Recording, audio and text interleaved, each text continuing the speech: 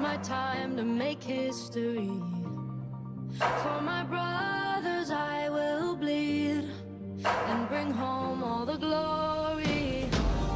I know they're waiting for me now to win it all.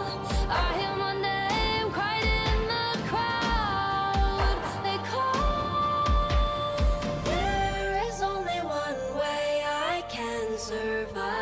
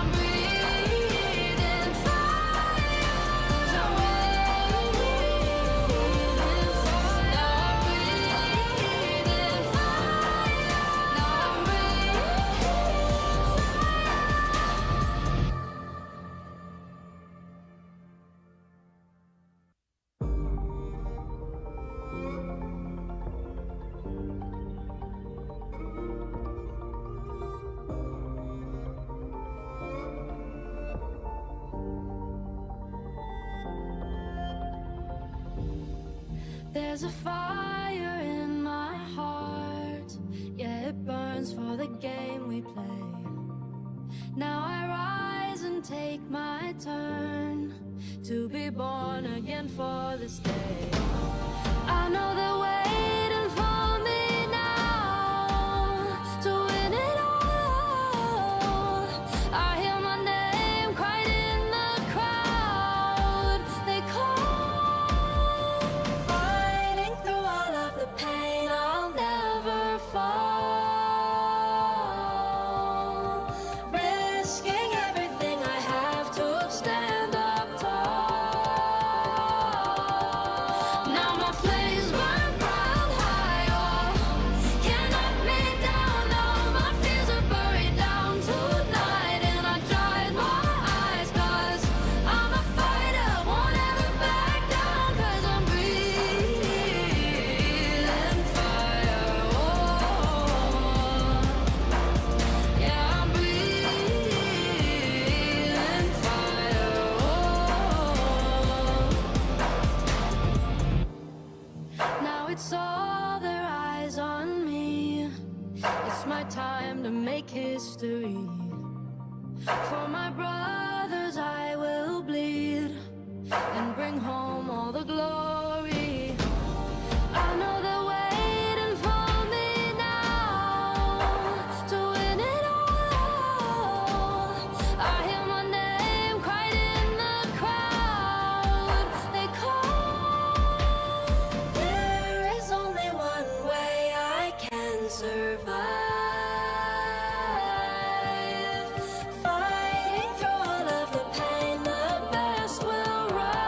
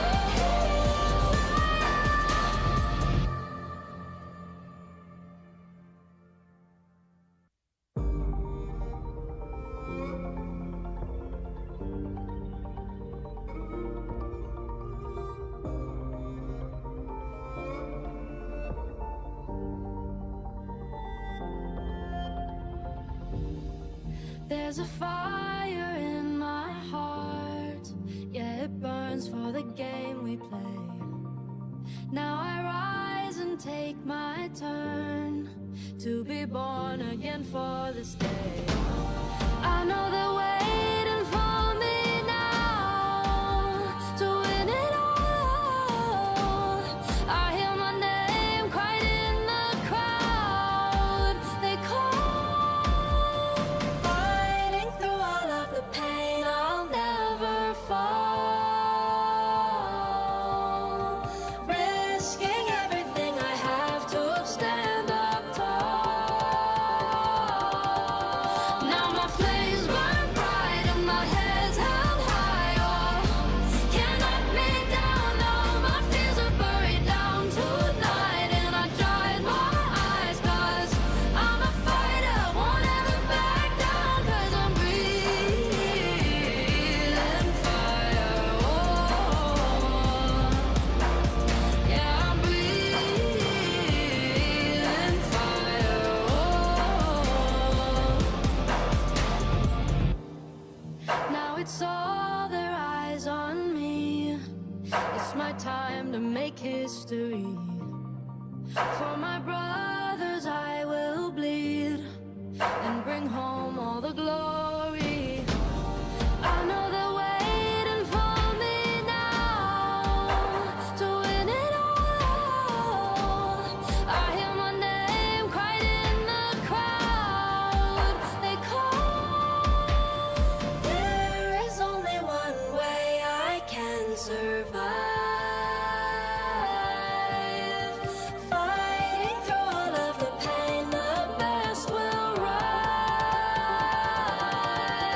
Now my flames burn bright and my head's held high. Oh, can't knock me down. No, my fears are buried down tonight. And I dried my eyes 'cause I'm a fighter, won't ever back down. Now I'm breathing fire. Breathing fire. Now I'm breathing fire.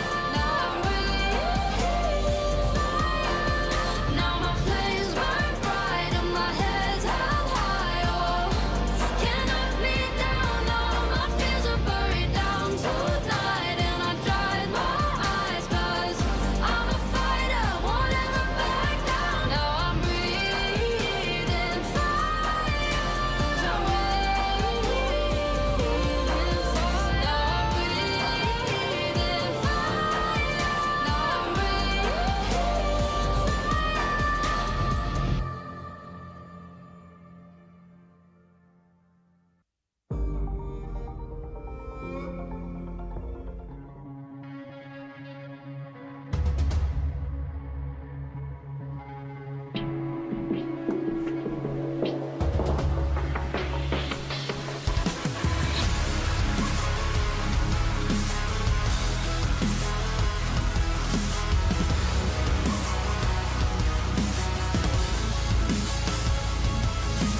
Load up, locked down, into the fray.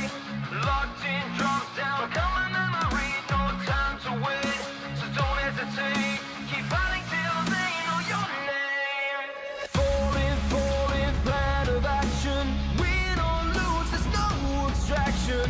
Take them on, it's all at stake. The time has come, so seal your fate. Pain and scars of past mistakes. We stay strong and refuse to break. You know what is yours to take, and we will be the one. Time to take a stand. The world is in our hands, and you can feel the weight. The circle's closing in.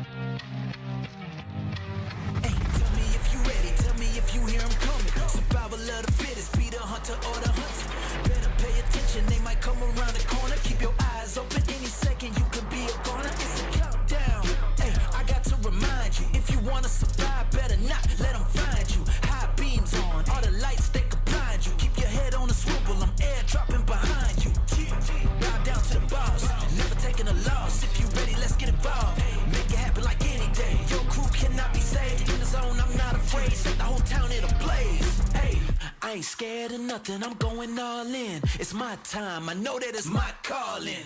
Coming at 'em, they ain't even see.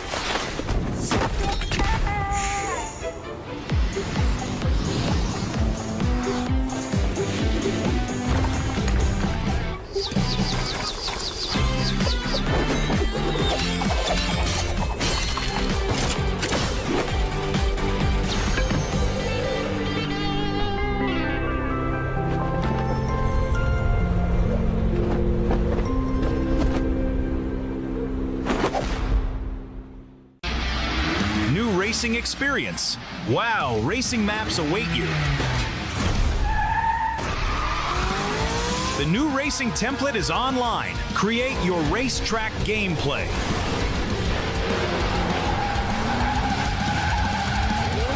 Navigate the forest racetrack. Unleash your racing passion. Surpass your opponents. Become the king of speed. Unlimited speed. Ignite your passion for speed. Play WoW now.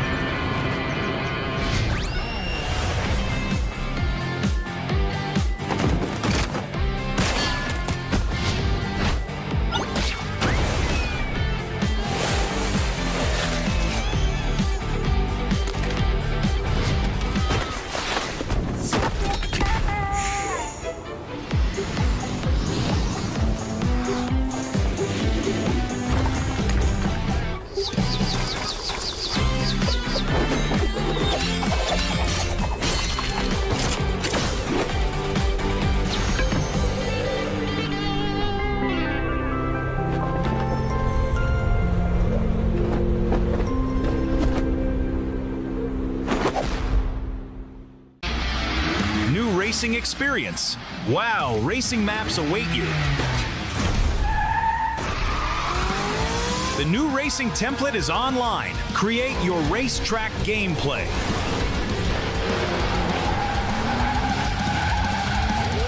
Navigate the forest racetrack. Unleash your racing passion.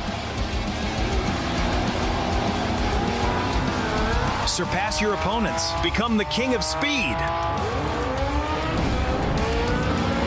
Unlimited speed. Ignite your passion for speed. Play WoW now.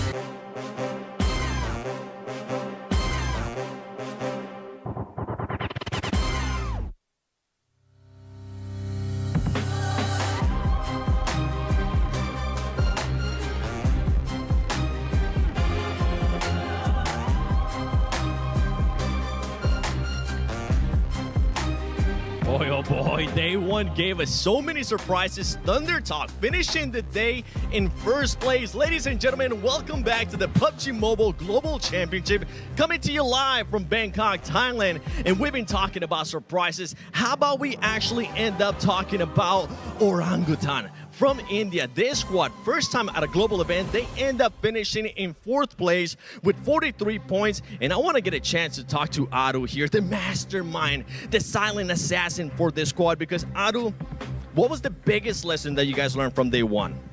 I won't say a big one lesson that we learned, but it was just we had something in mind and the lobby had something else to offer. So I think both of those things aligned, and as we predicted the lobby would be, it's almost exactly the way we thought it would be. So we are pretty much confident because we understand how the structure of the lobby is. And I absolutely love the way you guys were just gaining that confidence. A lot of the viewers were saying that you were camping. I personally don't think so. Now, going into the last match, you guys did do something that surprised me, and that was hunt down APG that's currently in last place. What made you make that decision? It's our drop. Whoever comes to our drop, we're going to hunt them down.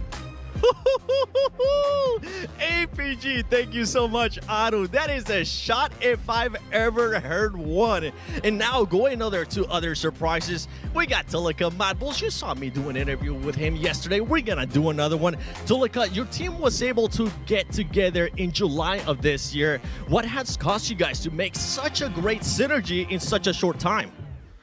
Так, Толика, ваша команда собралась в июле этого года. Как за короткое время вы смогли выстроить такую синергию?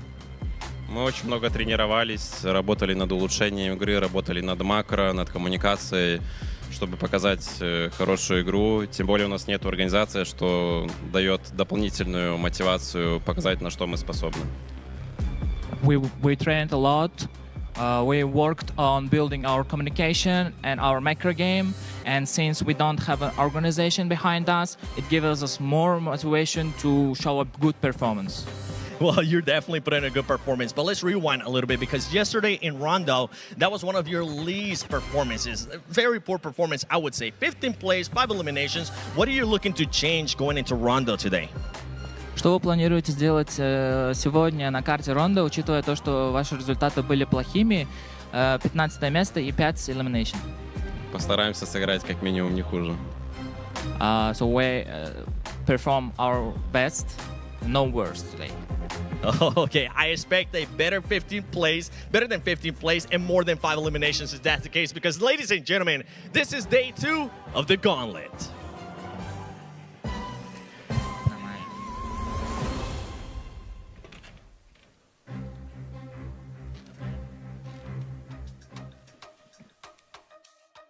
That's right, Seven. It's day 2 out of 3. The time for excuses is over. The time to perform is now. What's up, everybody? I'm Hot Jukes here with Maxman and Neptura. Man, day 1 was insane. Thunder Talk leading the charge with 77 points. As a matter of fact, they have a 39-point lead over that 8th place team. That's D Xavier. I mean, did we see this coming, Max?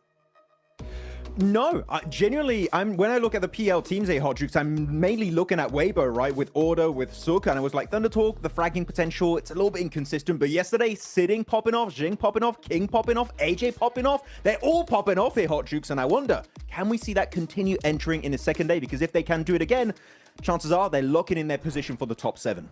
Oh, yes, indeed. You can see right now that was the schedule. It's gone. This is the format that we got going on. The Gauntlet is here and now, guys. Yeah, so we're in day number 2. After this, we're going to be past that halfway point, right, Neptura? So just how important is it for these teams to perform? And which teams do you think desperately need to right here, right now? I mean, it would be a very easy answer to say, oh, Alpha Gaming need to step up today, but it's because it's true, right? After game 3 today, we pass that halfway mark and we start going downhill. We start going to the closing of the Gauntlet stage. And so this is where these teams need to step up because tomorrow is going to be too late. I would say even late to try and do a lot here because these other teams that have done so well yesterday will most likely continue to do well today. They're just going to be too far ahead, Jukes. Yeah, $3 million is on the line right now, guys. And I'm telling you, there's all these crazy teams in this lobby right here. They do not want to go to the group stage, right, Max? So with 7 slots available, I think we definitely had some surprises. I do agree with Alpha needing to step up big time today. Who else do you think needs to step up? Oh, I'm looking at Regnum Karya, 13th position currently, standing with only 19 points. Their best game was the first angle of the day with 6 elimination, 4th place finish, which is pretty decent, but it's not decent when you look at the rest of the games where they keep going out super early on. I'm talking 13th, 10th, 16th, 15th, 12th. This is not the Regnum Karya of old that we're used to seeing here in these international lobbies. So Regnum Karya, day 1, a little bit of a fumble here, Hot Jukes, but I truly believe that they're going to bring back some good action here because it's Regnum Karya, the most consistent team in the world on global stage. They got something up their sleeve. I'm 100% certain about it. Yeah, and I hope so, because honestly, they need to double their performance yesterday just to even catch up to 7th place here, Neptura, right? Right now, that 7th place cutoff is going to be Alpha 7, and we're going to get into that once we hit in these overall rankings, right? So, I mean, for Regnum Karya, they need to do what they did and ×2 and even more, right? So when it comes to their play style, right? Because I know you're looking at their macros. So, right, what do you think they need to do differently here today? Listen, I think in day one they actually had some really good plays. The struggle was trying to just convert that into some points, right? Because I think when we look at the individual fights they had, of several times we were like, there we go, that's Regnum, baby, that's who we know to be that team. And then it just wasn't working when it comes to the leaderboard. So I feel like maybe there's some issues there with maybe a little bit of the timing. Maybe they're a little bit too delayed. I'm not going to say hesitant. They're not a hesitant team at all. But, you know, maybe just a little bit too delayed, or maybe they're getting caught out a little bit too much where, you know, they need to be splitting up a little bit more to adapt to this lobby when they want to be more compact. Something like that, I think, might just turn the tide for them and get those points on the board. Yeah, it would be nice to see. But though, looking at these replays, I'm actually looking at this replay here of the early fight in Rondo happening between R8 and Alpha 7. And when you're looking at day one here, one big key point to bring up is going to be how R8 were just so dominant from start to finish of day one, right? Because this is a team from MENA that were like, regionally, they do great alongside maybe Geek. Going into a global MENA, we're usually a little bit uncertain as to predict them because they're usually quite inconsistent. But no, R8 bringing the heat from the get-go, extremely consistent gameplay, in particular, Ida performing, which is pretty expected because he's one of the main fraggers of the team. I'm especially excited here, Niptro, with Marth, because this guy is normally more of a support off-angle player trying to set up his team. He's currently the 4th best player in the gauntlet on day one with 13 eliminations on his lonesome. Marth, if he keeps this kind of momentum going, R8 might just secure an early spot for MENA in the grand finals. And what a surprise it has been, right? Because exactly what you were saying, we're not used to seeing this kind of performance out of R8. Yes, they're very consistent. Yeah, you know, they're doing really well. But 3rd on the leaderboard, I don't think anybody expected that. So it's looking really good for them. We just want to see that consistency now. And it's the same for Thunder Talkins yesterday. We need to see a little bit more, or not more, but continuation of what that was. We need to see that through to today. Mabbles as well. We saw them in his interview earlier, Max, as well, right? So yes. I do want to see just not so much more from them, but just a continuation, because yesterday was really good for these top 17. Yeah, it was like, what more can we do? They're sure asking too much from us. What? We're already in top 7, but here we go, looking at our first head-to-head of the day. And of course, here, Hot Jukes is the main rival. We were all expected to happen here. It's Orangutan versus APG, and well, the numbers speak for themselves, because if you're looking at the numbers, Orangutan are completely outperforming APG, especially with that hot drop in Miramar. I'm wondering, now that they got that confidence built up against APG, can we expect more hot drops to happen just to ruin APG's chances of going to the finals? And I hope we see some more hot drop action, because, I mean, we heard there from OG, right? They said, you know what, that's our drop spot, right? And they're going to claim it for themselves. They outperformed APG by a mile yesterday, right? The thing that we have to consider, though, right, is this is OG's first time here, right? We know what Alpha Gaming can do, Max, right? We know that the performance is pretty much imminent at this point. Do you think OG could replicate day one and hold off some of these monster squads that are on the second half of the leaderboards? Well, I've actually seen for Orangutan, going back yesterday, rewatching the games, what Orangutan can improve upon is avoiding mid-game fights. And if we can see that happening, because we saw game 1, game 2, they able to survive. I think AKOP survived as a solo game 1 on Rondo. And then game 2 was Aru surviving under the bridge as a solo. If they're able to maintain their players, their entire squad alive in those similar positions, chances are we might have had an Orangutan win in those particular games. So that would be a 1 point of improvement. If we do see that coming out from Orangutan, they're going to somewhat solidify a position in top 7. But again, bottom teams here, Niptura. On top 7, Alpha Gaming, Ulf, Regnum, E-Arena, DRX, Deek Xavier. Do we truly expect all those teams to take a beating without fighting back? I think we're going to see a big change up from these bottom squads in these next 6 games. Oh, 110%. We have to, right? These are not teams to go down without a fight. Regnum, Karya, I know we talked about them earlier. Alpha Gaming, I mean, these are 2 powerhouses of the global stage, and not even regionally, just globally. And yet here they are in the bottom, you know, the bottom 8. It's the official gaming phone of PMGC 2025, engineered for precision, performance, and victory, empowering every gamer to be the one and outplay the rest on the global stage. So guys, man, things are heating up here, right? We talked about all these teams that need to perform, and you know, OG with 43 points on the day are great. My big concern, Neptura, right, when it comes to OG, is some of these teams, right, that have a good solid day one will come back and say, you know what, maybe we should change things up. Maybe we should start getting a little bit more aggressive. We saw a little bit of that more aggression towards the second half in day one, right? What do you think OG should do here, right? Should they kind of replicate that kind of more tactical, weight back play style, or should they up the aggression here and now? What do you think? I think that day one was enough to build the from the interview. They're sounding very confident. I need to see them rack up those points in the eliminations because the rest of the lobby, they had day one, everybody was playing probably a little bit more quieter. Well, they're going to start ramping up that heat. OG need to bring the same sort of level. Yeah, OG hopefully can do it this time around. Moving on to the stage here, looking at all the players, they're fully locked in here, Niptura. But actually, talking about teams that should be a little bit more aggressive here, I'm looking at the side of Ulf. This is a team you mentioned a few times on day one, right? As they're playing way more passive. For the players on this roster, this is very unusual. You have Solis, you have Ketch, you have especially Erin, the rising star of Turkey here. This is a team that I am expecting to level aggression because day one, for me, they were just invisible. We didn't see anything of true value coming out from this roster. Yeah, it's really, really strange. I mean, we've seen so much from them over this being very, very aggressive.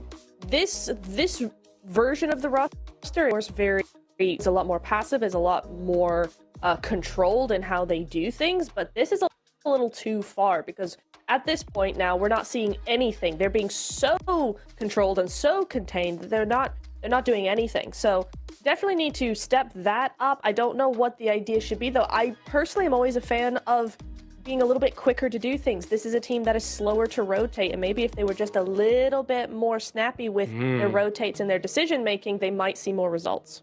Well, you know what? I'll tell you one thing, though. We're going into Rondo right now, Max Man, right? And we saw some crazy hot drops in day one. We saw R8 versus Alpha 7. We got about a minute on the clock. Why don't you break down some of those hot drops that are about to happen here?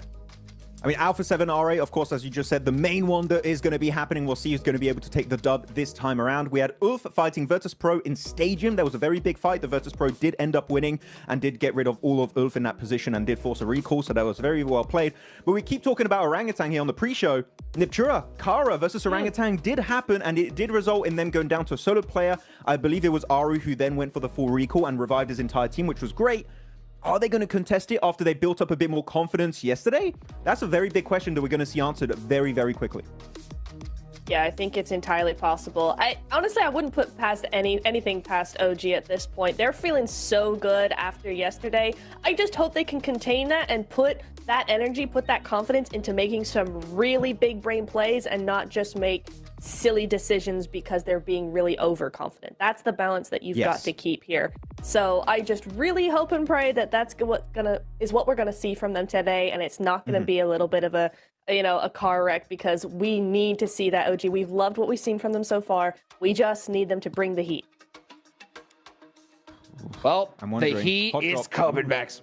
Oh, that hot drop, man. It's coming. We know it's only a matter of time, guys. Can OG hold it on? Can they get those eliminations? Let's see if it's going to happen right here, right now. Let's go ahead and take it on over to Blake and John Allen. Hello, and welcome to day 2 here of the Gauntlet. And we've got another rondo up and up to bat. It is going to be big. It's going to be messy because we've got those recall beacons back in action. They're engaged, just like us. We're jumping straight into this one, Blank. Yeah, I'm locked in. Not the tomatoes, not the onions. Stop throwing them, please. Please, I can only take so much. He's in the stocks, bro. He's in the stocks on this. I got put in the stockades yesterday. It was crazy. But we're straight back into things over on Rondo here. Northern Plain Path. Should be a good one. Hopefully less of the water in this one as opposed to yesterday, because yesterday's finish was pretty insane, and I think we're theorizing behind the scenes. Probably shouldn't have been possible in the first place. I think it was fairly cruel. And there's only so much water in Rondo as well, right? You got a little bit down towards Rinjiang, and then most of it's over towards Tulingjiang City. We managed to head right there, which was very unfortunate. Already though, again, there's hot drops coming through. The 3-mans going up against one another, trying to get as many points as possible in the early game of Rondo. We saw those big pickups right at the beginning of yesterday. I think it was 6 points earned off Alpha 7, right? That was pretty incredible stuff off one team to be able to extract 6 elimination points right off the bat. Was brilliant. That was R8, I believe, who were able to be the main profiteers of that one.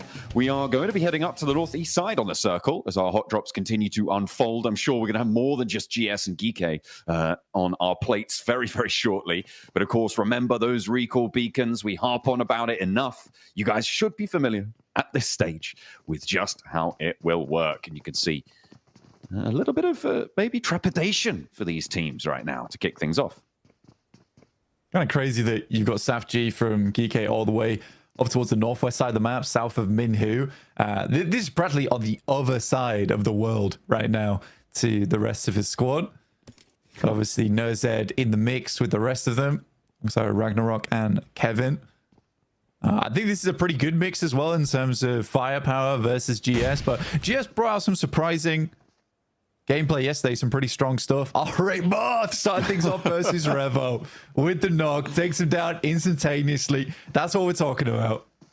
Oh yeah, looks like maybe we're on for a repeat over there. Brazilians getting bandied about.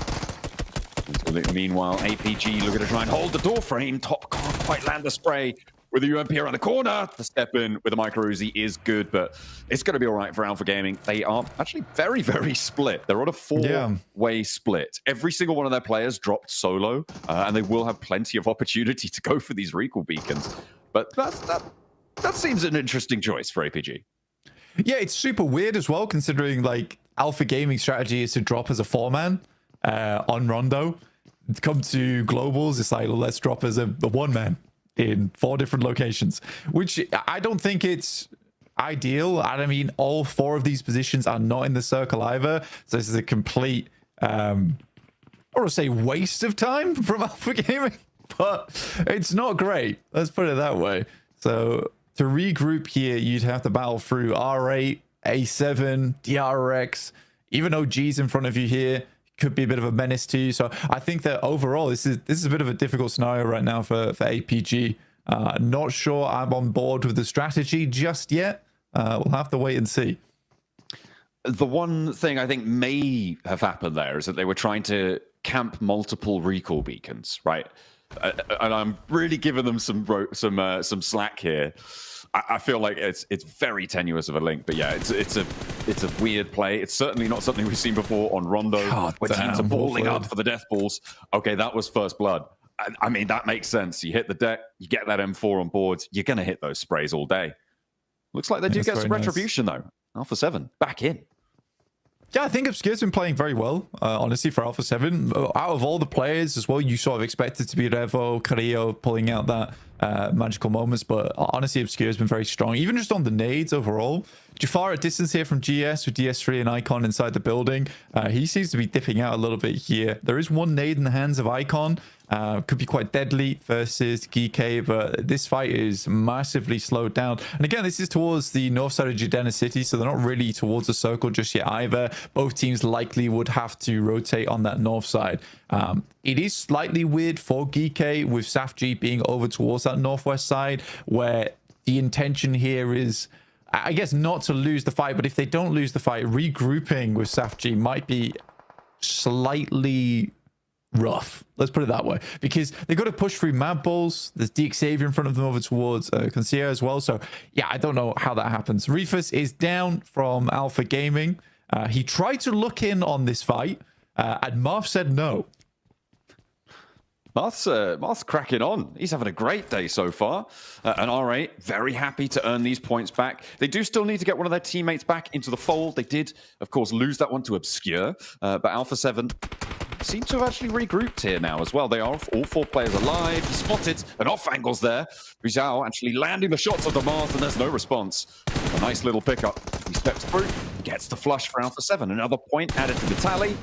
But is Amori going to find that answer? Doesn't look like it. He hits the deck in time.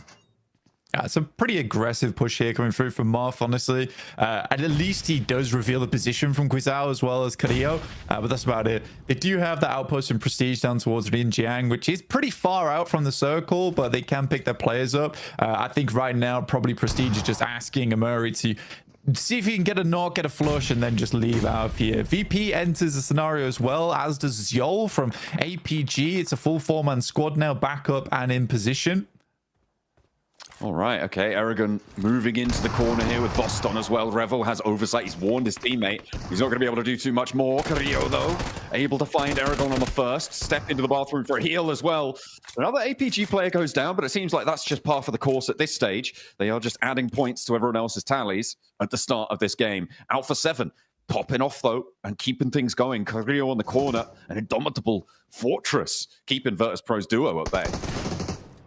I think the thing is here is that at least Joel gets information there's two teams in this area, and then they all regroup down towards Yulin. So they could push north and hold out both these squads if they wanted to. Virtus.pro's got a similar situation where they got an outpost over towards Stadium that they can refresh their players from. But Alpha 7 definitely weathered the storm there. It was not easy versus R8 in particular, but R8 also back up to 4 players. And Murray, though, looking for a little bit more. Doesn't quite find it. Carrillo hits the deck, but will get rezzed fairly quickly afterwards. Let's take a look at what's happening over towards the circle on the northeast side. Great start from Thunder Talk on a 2-2 split, which they quickly regroup towards a central position. They're holding high ground with Sai Ting, as well as Sing towards the lower end of things, just providing scouting capabilities towards that southern side. That river that sits in the middle of this circle blank has some really difficult crossing points. I mean, we saw just how treacherous those riverbanks can be yesterday on our Rondo game, but in general, there's not the easiest time where maybe on a map like Erangel, when you're crossing that central river, the riverbanks are a little bit more forgiving. I feel like there's a lot of verticality on the Rondo riverbanks. There are obviously some places where you can get across, and obviously those bridges will be an option, but it's going to be pretty tricky for teams who haven't already made it to go straight through. So I'm expecting quite a lot of wide wraps from teams on the southwest. Yeah, I think getting over towards Ryan is probably the best idea, and then you can wrap down towards DRX's position, potentially take some high ground for yourself. But it does depend on this next circle, right? Because if it does shift down towards the southwest here, like you're looking at Test Track, you're looking over towards that hillside in the west, but it doesn't happen. We head over towards Sing. I think that this is actually fairly rough in terms of position of play. And GS, though, still going strong versus Geeke here. This fight has raged on for quite some time. It shows no signs of slowing either. D3S wants to hop out with the auto shot. Wow. Doesn't find the first, the second, not so lucky, but there is still that trade around corner. Actually, only one player now remaining for Geeke, I think. No, for GS, just Jafar. He's been in these spots before. We saw it against APG down in the C block fight that we saw in match 2 yesterday. And now he needs to find Kevin on the corner. The recall beacon just outside is beckoning, but he needs to get through this hurdle first. Kevin's running low on ammo, but he has got the other weapon in the back pocket. Nice. Jafar handles him, though. Not even going to be able to loose a shot his way. Yeah, that was a fantastic play there from Jafar. Some great baiting as well. I mean, both players had 0 meds to work with, and they would have heard each other using them. So Jafar just baits out the scenario, waiting for that desperation play. He has a full sweep on the edge as well, where he can swing wide. So it's really, really smart maneuvers. Wolves here going up against Regnum Kaya. Now, there's a lot of talk about Regnum Kaya's day yesterday, which, as we all know, was pretty poor. I think losing a player pretty much in the early moments of the map each time definitely hurt them, right? They were playing as a 3-man, multiple maps, and they just couldn't get much done from there. But Regnum Kai usually uses that day 1 as a big study day, though I was a little disappointed in the performance that they put up. I thought they'd get a little bit more than 19 points overall, but already Rondo starts fairly decently in a strong central position as well. I'm liking the little pop-ups on the tower graphic on the right-hand side. I don't know if you've clocked it, guys at home, but if a recall does happen, we saw it just on the Wolves tab there. It will show who has been pulled back up and when it will happen. A little gold flash appears on the right-hand side of your screen. So if you're watching and we're not on board with your favorite team and they're looking to get a recall on board, that's how you can keep track of it. You'll see exactly when it happens, so you're nice and up-to-date with everything. Igor just going over towards E Arena right now. Joker was pulled out yesterday for NC2. Learned his lesson, apparently. Come back into today looking a lot more fresh. Getting the initial pick off there onto Wolves. I mean, E Arena didn't play terribly yesterday. I just don't think that they had these massive moments. They were consistently towards like those later portions of the game, but I think it's mistakes like this, right? I think they get step 1, step 2 correct, and then step 3 is where they fall short. I think that when it comes to thinking ahead, they don't really have that right now. Where they make this push, you're playing on the hillside, you're not worried about the backside angle. again, in a global lobby, you have to worry about that. It's imperative that you worry about that. Ooh, circle pops down towards the south, gives a little bit of a favor to Regnum Kaya potentially. Orangutan on that southwest side as well. Looking at the teams on the south, though, it's a bit of a difficult run up here for teams like Alpha Gaming, who have got all 4 of their players alive. They did manage to get those recalls on board. And Arena, who are moving very, very close. It's going to be pretty stacked up on this south edge with Kara as well, maybe poking their noses in. And a few teams yet to move as well. It's been an incredibly odd start for Alpha Gaming. I think that it's hard to say whether it was the correct decision or not. Personally, I don't think it was the initial 4-man split. Like you said, I think you were giving them a lot of credit for what they were attempting to achieve, but I think that that's more coming from the fact that they had such a bad day yesterday. They were feeling very worried coming into today.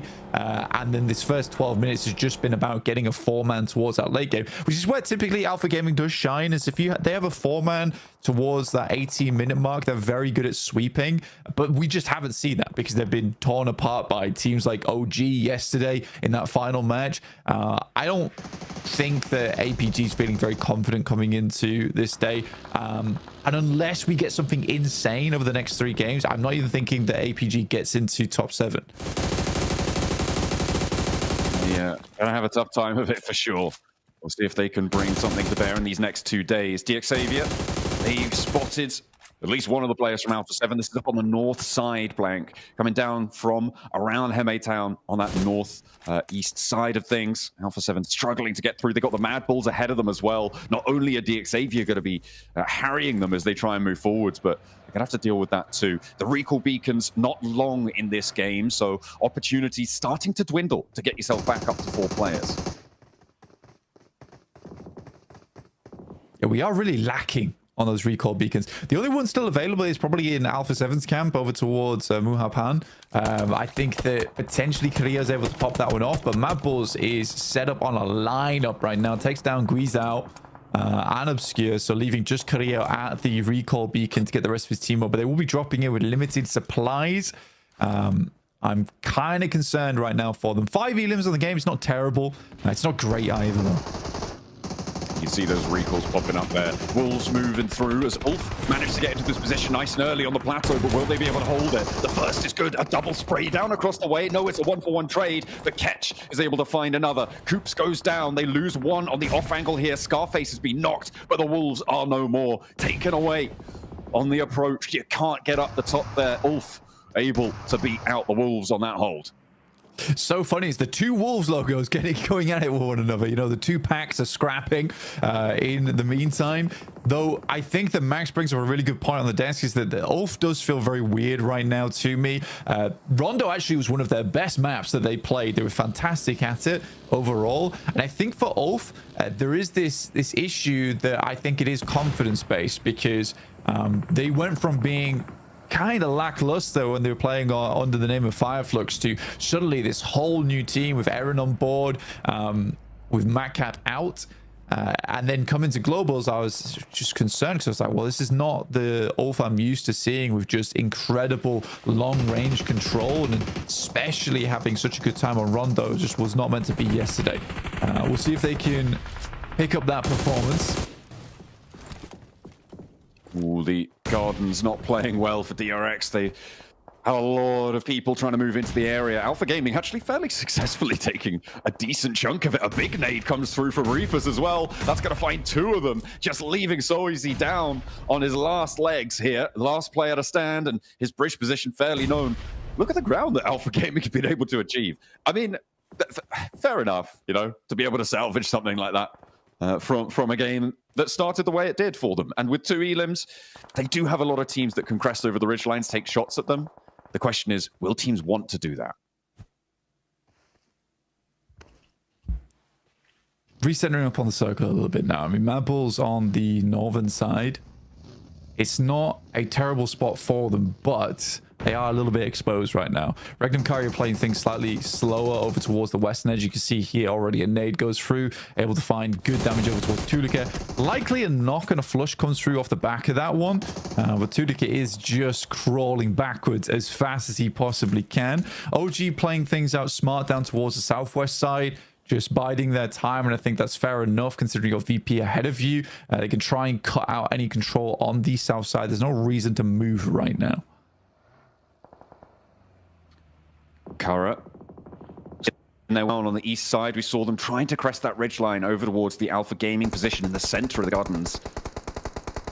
And now they're going to have to move off of that hilltop. You can see Poser poking his nose in, trying to establish some kind of inroads for them. I think it may just be a crash onto Alpha Gaming's spot, but GS are going to move in parallel to that. It's going to be messy in the middle there.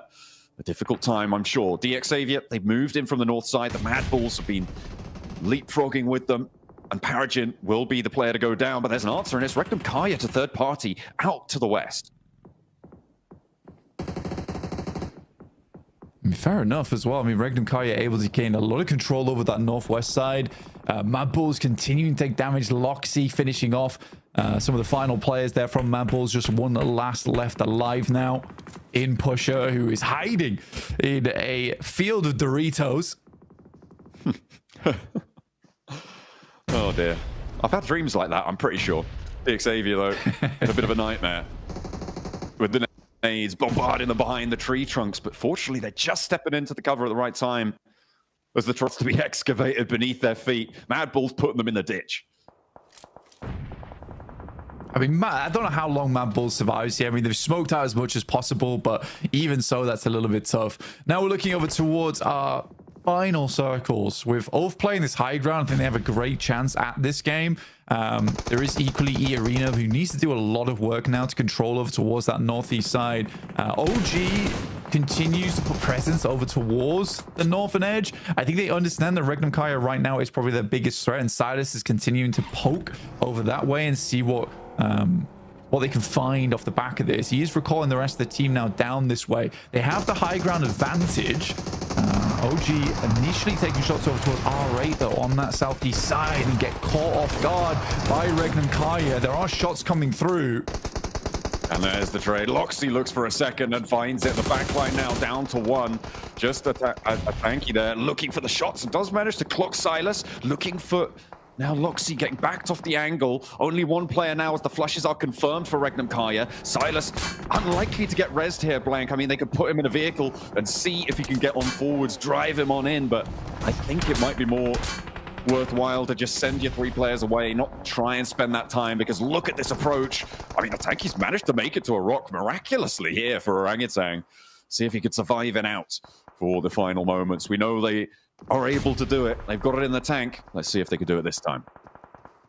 Yeah, trying to survive on that side of the map. Slightly underneath Ulf, though, so a little bit of a dangerous position for them, but I don't think Ulf is too preoccupied with that right now. They're looking over towards Mad Balls and making sure they hold out VP in the process. So it's a good play from a tanky. It is a little bit of a risky one, but if it pays off, then he's able to get quite far into this game, which is nice to see. Regnum Kaya, though, that is a decent start for them. Up to 27 points now. So already 8 points on the game here on Rondo, which is massive news for Regnum Kaya. Starting to catch up to teams at the middle of the pack, and a nice start to the beginning of the day is really huge for a team that struggled yesterday. That's what you need to be able to find as well at this global level. Finding that resurgence after a bad day, very, very important. Although sometimes you don't have that opportunity, especially when it gets to the smaller numbers of days, smaller numbers of matches that you're going to be playing. For now, though, Thunder Talk, I mean, we saw how much work they were able to do yesterday, right? Getting so many points and getting so close to what we expect the bubble to be already in just one of their 3 days. Nice. It's a beautiful turn up. Silas was picked up, but maybe not for too much longer as he's crawling back behind the deployable cover there, looking for another res. They are in this zone. Virtus Pro might try and put them out of it, though. I mean, you can see their VP looking to try and push further up. These nades are getting very close. There's a good chunk of damage. I think that Regnum Kaya is kind of lucky that they don't lose too much damage on their side, because the nades seem to stop a little bit from VP. They want to hold them out for a little bit later in the game there. There's no real chance of getting too much more utility going forward. So you've got to be a bit conservative now going into these final moments. Good shot over towards Ulf as well from Regnum Kaya in the midst of all that, by the way. I don't know where that came from. Silas very close to bleeding out here. Might, in fact, get flushed. I think he does. Oh, I think... Has he gone down? I think he's down entirely there, Blank. It's going to be very close to the wire. Might be just about getting rezzed. Can't quite make it out on the screen there, but that's a nasty little turn up. And I think it was actually R8 who did a chunk of damage from that off angle to be able to seal his fate. Oh, no. I'm seeing 4 players alive around Gaya. Maybe the res was there after all. Yeah, it did come through. Tanky, though, knows this location. Looks to send some nades over the top. It's a pretty nadeable position, but he has limited sightlines on this with the rock in front of him, but a great nade over the top will take down one player from R8 there. With limited vision as well. It's a great arc on that one. Brilliant little find, but will he have drawn the ire of too many around him? Mad Bulls feeling the burn as Regnum Kaya roll them down. 2 players fall, and that will be them done and dusted. Kaya seem to be on the warpath here. 8 elims already. Let's see how much further they can go.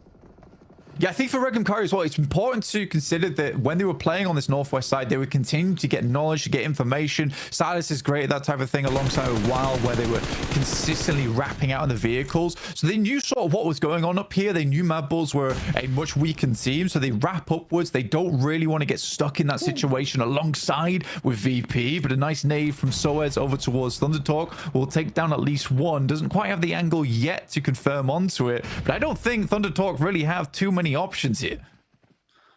They really don't. They're starting to run out. Barrel getting a little dry now. Sighting wants to peek over the top, but you know how dangerous the hump of this bridge is. We'll see if so easy. He's going to be able to do it, though. Not quite connected through the smoke. 2 players run around behind, and a nice little flex out for Thundertalk. Will anybody spot it? Regnum Kaya will have heard the shots. They'll be looking. You can guarantee that much. We'll see if they're able to find it. Doesn't look like they will.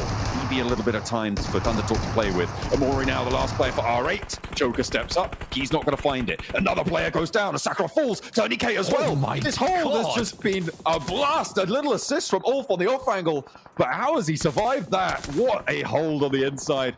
Don't think he's going to last too much longer, but that is a great little clip for him. I mean, Murray in the wreckage of broken vehicles, but as sharp as the scrap metal around him, looks to put a little bit more damage on. Quick Molotov over towards Joker to try and confirm the elimination point and get some more underneath the belt. Has a little bit more to work with. Smokes out front side. Can't believe Murray lives through that. Mom enough in the distance as well. Not likely to even try and attempt to get near him. Throws out another Molotov, and that should do the trick. I don't think he got the flush over towards that player, so he's looking to confirm it, but he's already gone. He's not there. No more. Not a morsel. Mori, though, surviving next to a tanky for Orangutan. Both of them hunkering down, trying to lock it in for their teams. Get a couple of placement points on board because we are now into placement point territory. See if Ulf can survive on this push. They were able to defend against the Wolves. But Regnum Kaya might be too tall an order. They've already found a knock. A north side shift does keep a tanky in, but you can imagine that APG are going to be trying to bear down upon him. Amori already feeling the brunt of it. I mean, Alpha Gaming, this is what we're talking about. Get them into a 4-man position towards the end of the game. That's where they can start sweeping a little bit. But there is consistent angles that are being available here. It's such a rough scenery to play in, where any little mistake in terms of sightlines that you leave capable for yourself, you're going to take damage from. Regnum Kaya continues on their mission to take down the entirety of the northern hemisphere of this circle and doing fantastically at it. They've already put in a lot of damage over towards Ulf and probably limited a lot of the supplies, but now VP makes their wrap up over towards that north side, and Regnum Kaya instantly is responding. They're moving back on over. They sent a lot of their players out to that east. Virtus Pro read that quite nicely. Thundertalker actually managed to get a full reset here. A tanky finally may actually have to stand up and take a fight, but the nade is just too strong. Doc had the run out as well, and it will be the end. 6th place, locked in, 1 elim for Orangutan there, and they will not be able to survive into the later portions of this game. Thundertalk make it across, and they will be able to do so with 2 players. They still got a backstop to deal with, and a player knocked as well. That just came through as a res, so they're up as 4 once more, but can the other 2 rejoin? This is great damage coming through from Sing right now. They have to drop down the tactical covers, try and keep themselves up, but a double in the back line will take down 2. Sighting walks straight past the nade there, takes it on the shoulder, and Doc now has to do the impossible. With only one player standing, Doc needs to come up big for them to survive for a longer into this match. Another nade put on top. It's going to keep the pressure on, but the res is going through all this while. In the meantime, over on the northwest side, Virtus Pro and Regnum Kaya starting to pop off. And it's Regnum Kaya to hold their nerve. Only one knock seen, and nobody's in a position to capitalize because Ulf are more preoccupied on the southeast edge, looking to the talk as APG fall as well. That is going to be them done and dusted. Regnum Kaya on the north edge, looking to try and get the reset, but there are still shots flying their way. I mean, for Regnum Kaya, though, it has been a hell of a day for them already. Loxy does go down as he attempted to move further up. This is great management and good control from Ulf right now between two separate squads. They had the higher ground. They're trying to work with it. Smokes are flowing through right now, but you can see 0 nades on the cards for the boys on Regnum Kaya on the top of your screen. But I think that may be a lie. I'm not sure. Well, they've done well. We'll have to wait and see if they're able to loose any. Certainly would be a great boon to them. Ulf's got nothing. Ulf are completely barren on the old supply cupboard there. Regnum Kaya actually able to clock a shot over towards King, keeping Ulf safe. Scarface might have gone down there with just a little moment longer on that spray from King, but he is denied. Regnum Kaya able to save him. Scarface back up with that first aid kit. I mean, for Ulf, they are definitely struggling in terms of utility, in terms of gear. Scarface playing this close as well is dangerous, but it's necessary. Has to be done to keep Regnum Kaya at bay in the coming future. I mean, Thunder Talk off an insane day yesterday, a pretty difficult crossing for them. I think the most surprising thing about this game is Thunder Talk being on 4 players at this stage of the game. A couple more because Eren not going to be able to defend in the face of the onslaught from Thunder Talk. Zedwolf breaking out wide, and the 2-piece here for Regnum Kaya needs to be impeccable.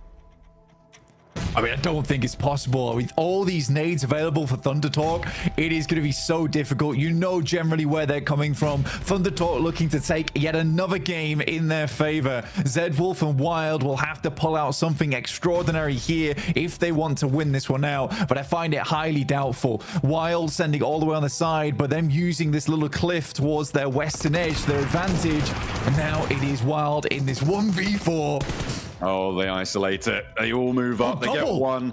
Wild looking for the spray. You're right. He's managed to get 2 here. Maybe able to give them the slip. This is the final zone. It closes central. Wild, if he can hold a central position for just long enough, maybe the blue zone will put too much of a hurry up on these reses.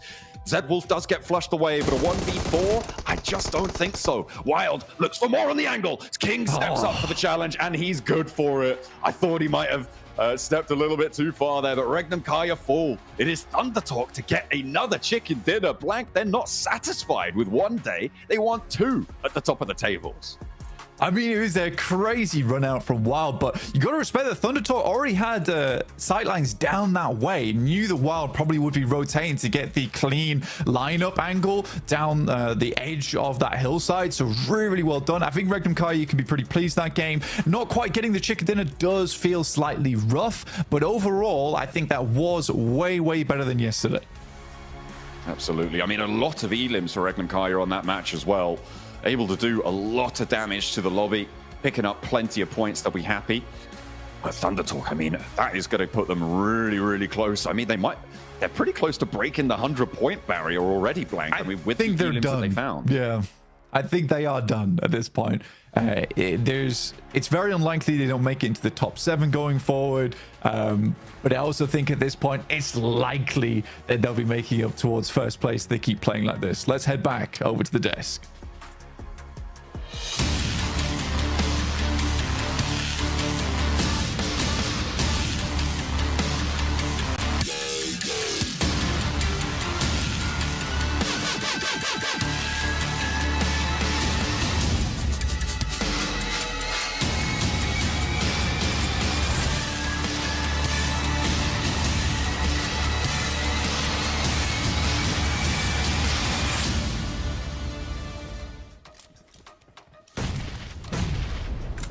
Thunder Talk get their 3rd chicken dinner so far, and just like that, there's now 6 slots remaining to the grand finals. I'm just kidding. No, but no, I mean, after that performance, these guys have got to be a lock by now, Max, man, right?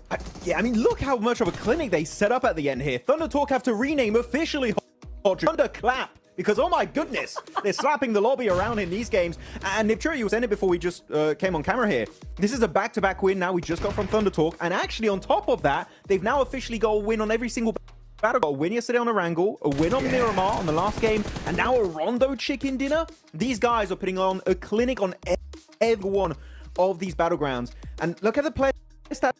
Sitting 4 limbs, 5 limbs for King. AJ's gets 3. Jing putting up 1 elimination, still 500 damage, putting in the work, putting in the hours in this lobby. Not an easy game to Niptura because they were fighting tooth and nail in the swamp. APG, there was DRX, there was Karo on the east, and you survive.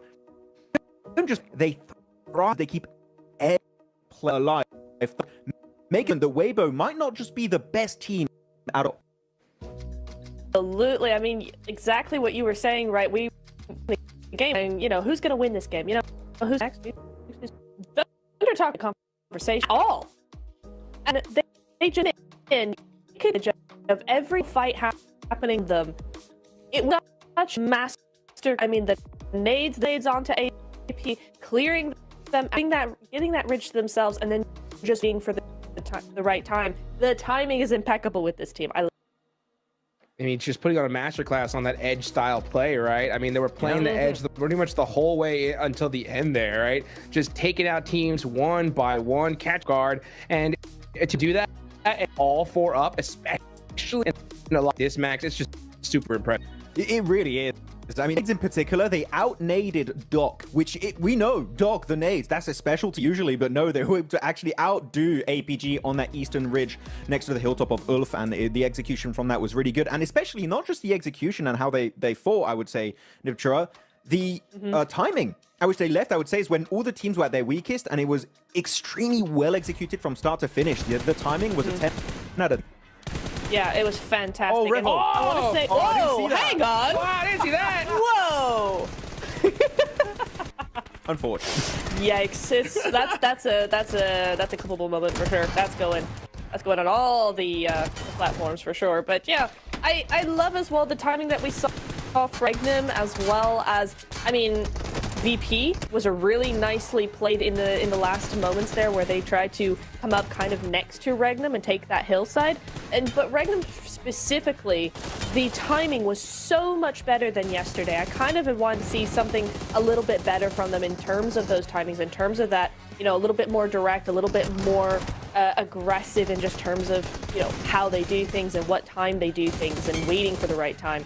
Yeah. And they were delayed a little too much yesterday. Today, they were not, and look what it got them, a really good second place.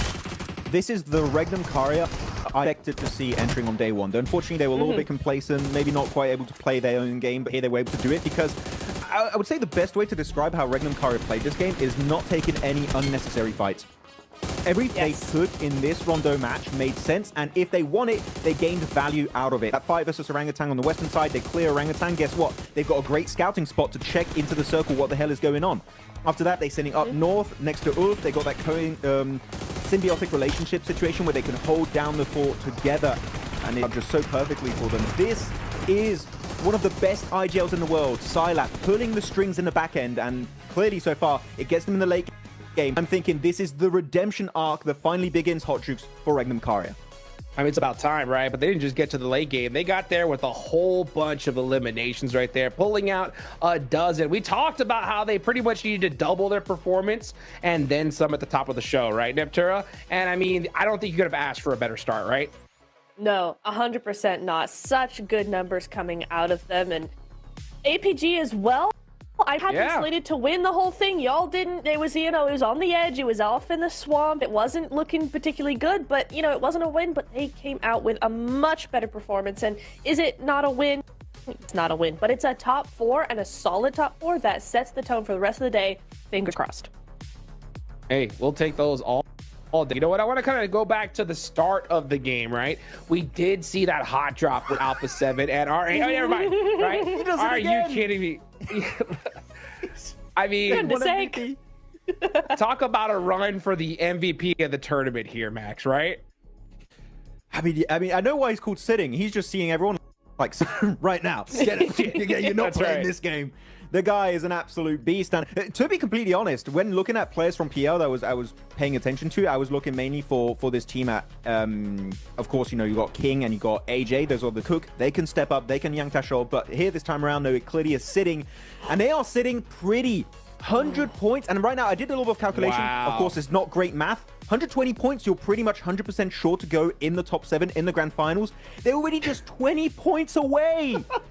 What are we doing? Wow. Yo, that's what is that? A 59-point difference from the Xavier here? That is absolutely, I mean, wild. I mean, I did not expect Thunder Talk to pop off this crazy Niptura, but man, did they show up. It was good to see some other teams as well put some numbers on the board. I want to look and see a big mover and shaker. It's got to be Regnum Karya, right? I mean, where were they at the start of the day? They're in 9th place here, Niptura?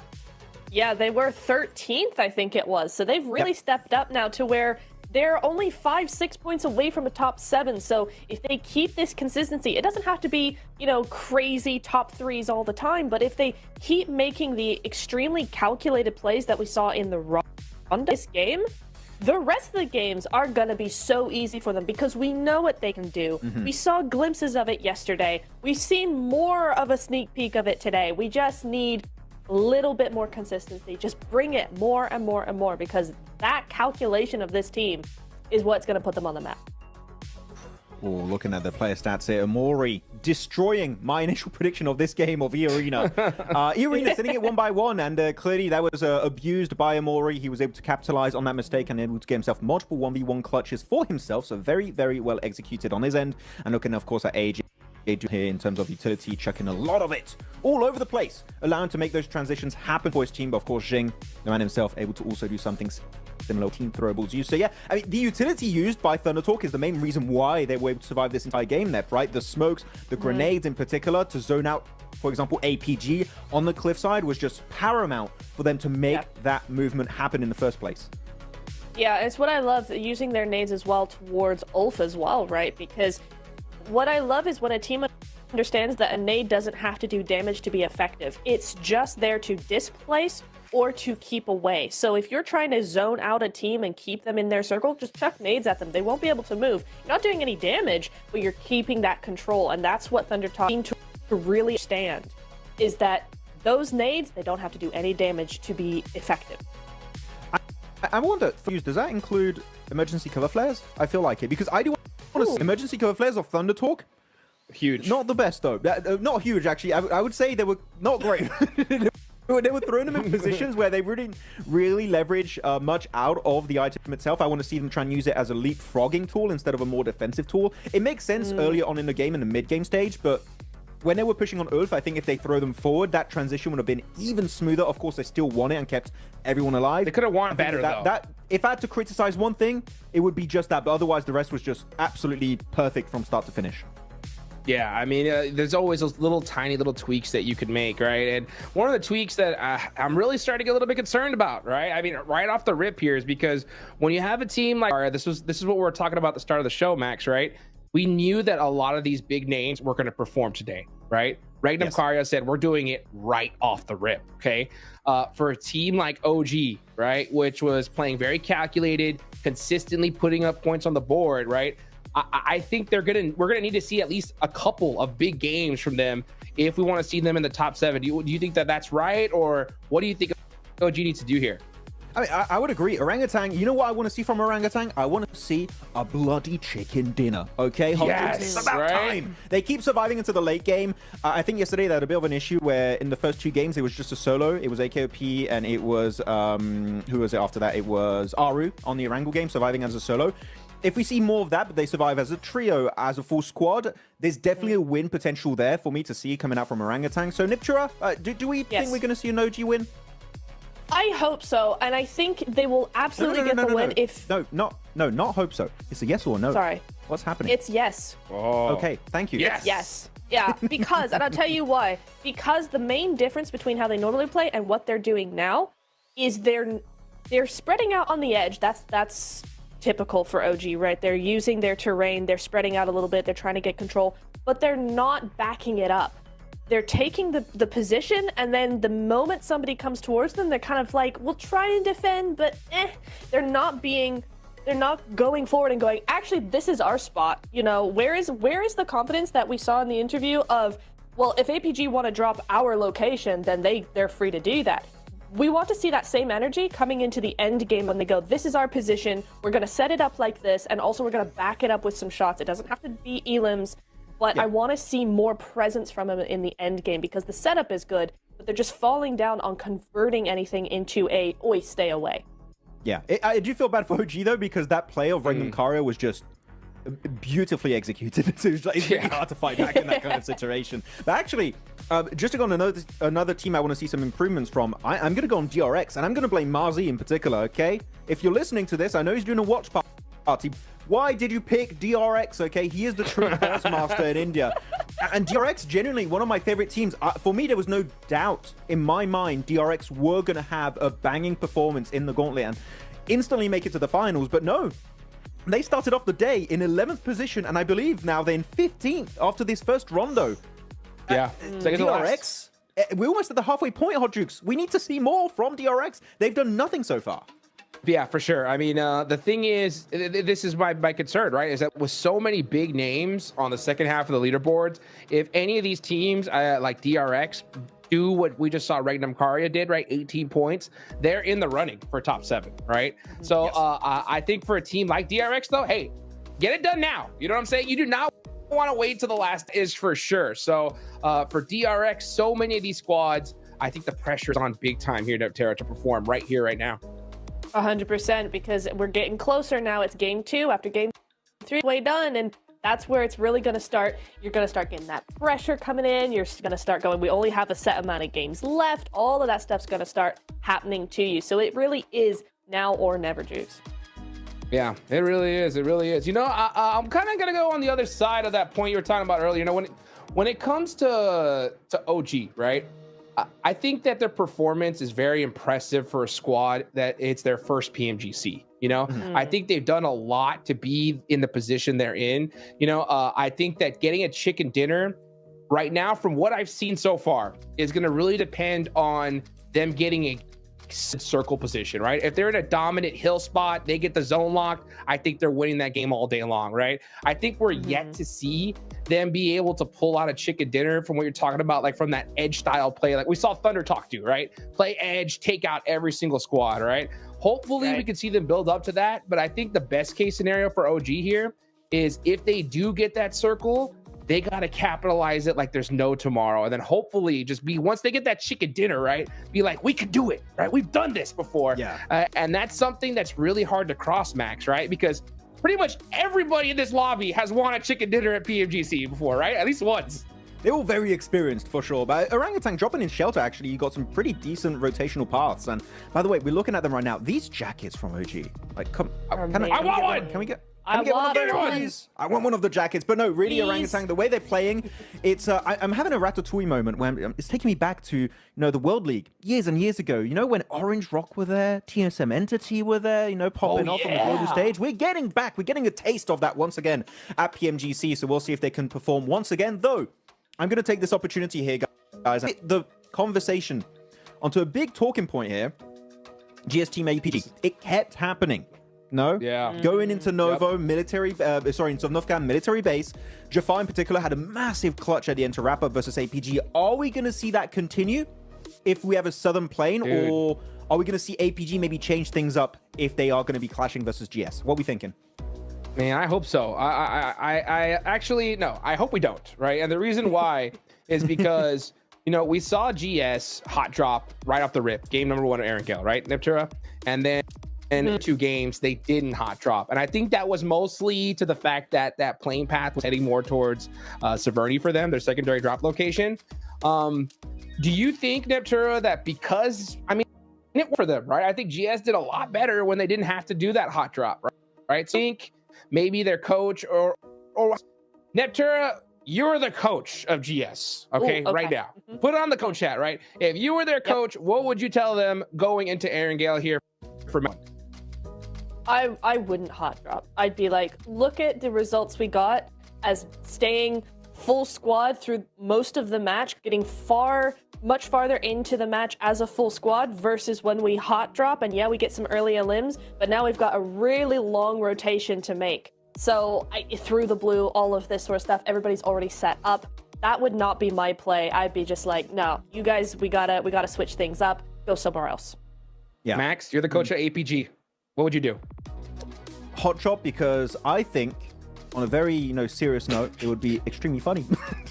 That's my analysis, because for the memes, go for the hot drop. But no, generally, I would like to see it not happen on a serious note, because it just doesn't help the team. So hopefully they can fix it, Hot Jukes. It's in particular APG, because they can't afford another bad day here. They need to step up. They need to make military base their own. Let's make it happen as we take it on over to John Allen and Blank for match number 2.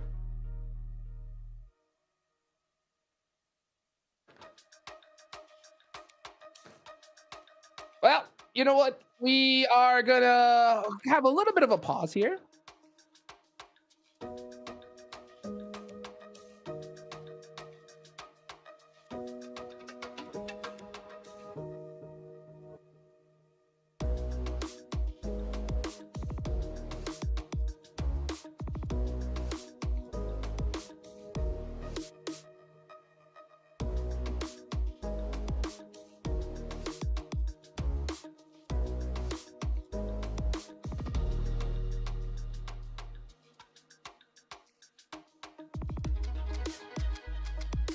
Well, guys, it looks like we're going to wait a little bit longer here to get into the next game.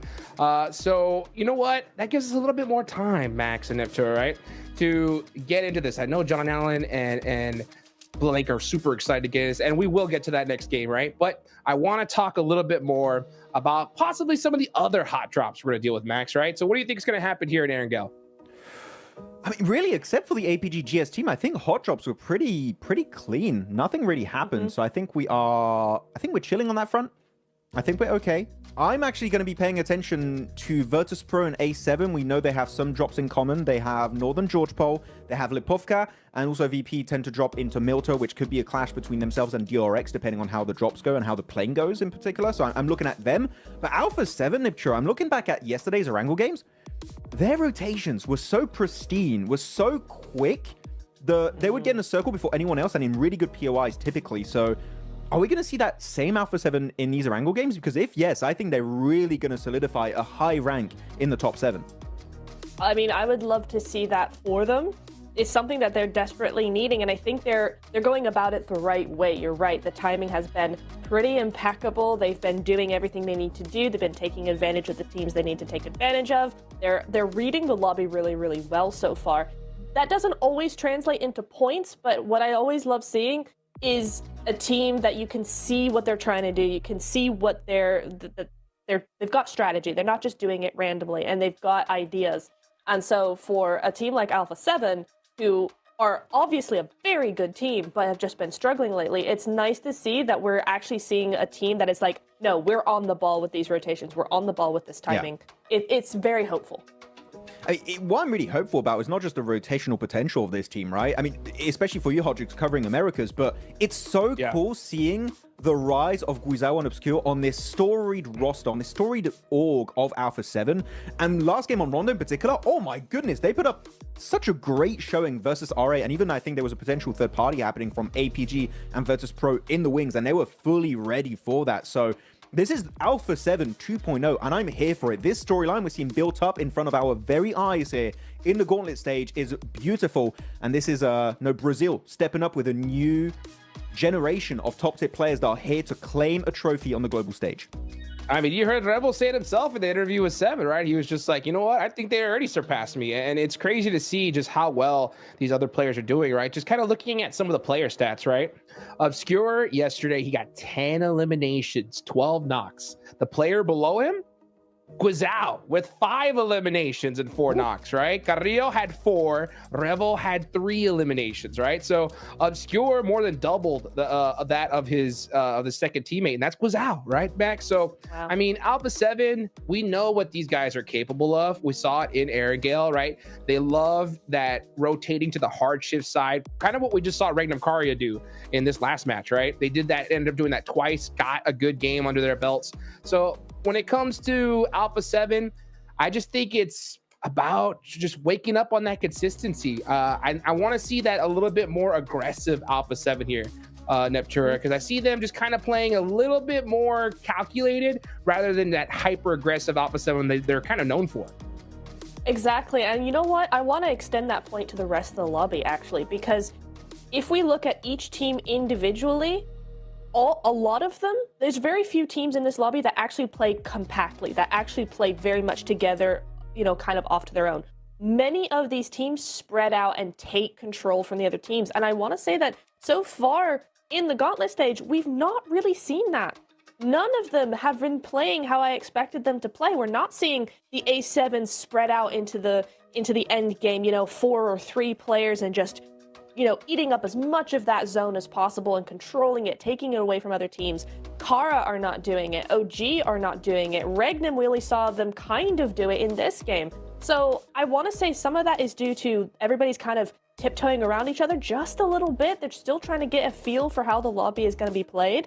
But the other half is these zones. I don't feel like any of these zones have been particularly favorable to most of these teams, because even if a zone does go towards a certain team, normally it's one compound in the middle of a field and it's kind of very play. So I want to see maybe either, you know, kind of take these bad zones and run with it as much as possible, or just relax a little, just play how you normally play, because that is historically how you get a win.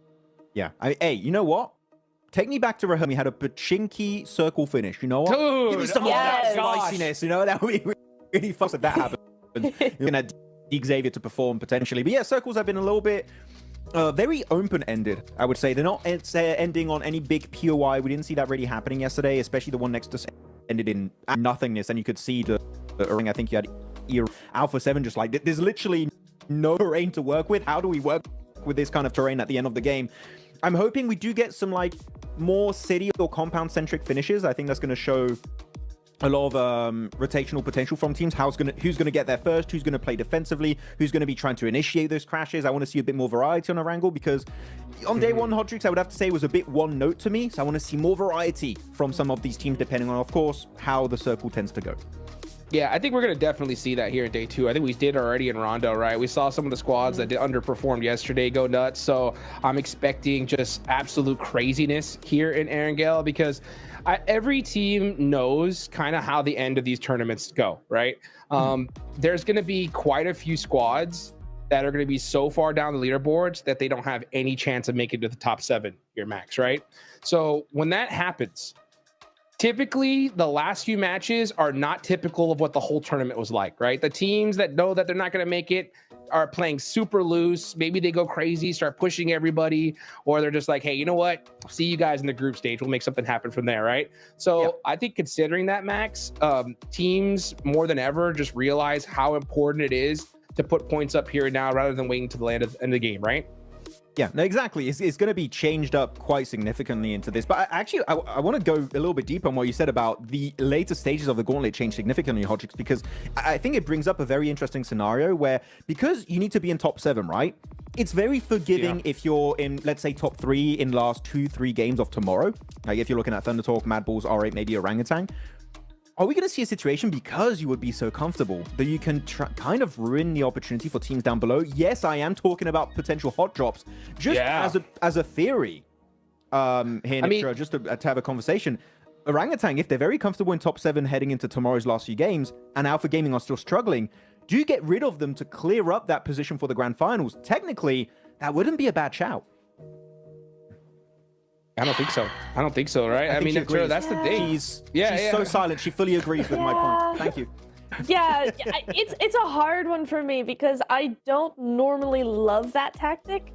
For a couple of different reasons. I don't feel like it really does all that much, because if a team is, yes, if it's like, you know, a few points away, whatever, but I don't always love it. But then we're always talking about teams that are further below trying to ruin, you know, some potential chances for teams a few places ahead of them, where here I think in this instance you're talking the other way around, right? It could work, it could you know, just try and solidify their dominance in certain situations, right? It's like, you know, we're gonna hot drop you in Chumasera again because you're not doing well, and we want to make sure that going into the finals, you're not gonna drop here again.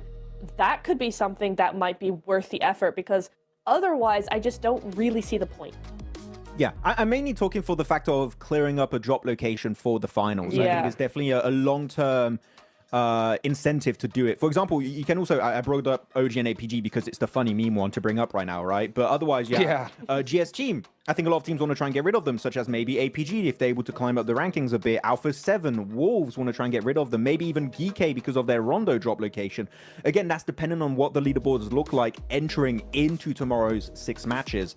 So yeah, definitely, you got to keep in mind that if you're not comfortable going into day 3, you could be in a little bit of trouble, because if you are sharing a drop location, chances are that team does not want to share it going into the finals, where again, you're fighting for the lion's share of $3 million prize pool. So I would backstab some people for that. Hell yeah. Maybe not you guys. That's a lot of money. You guys. You're safe.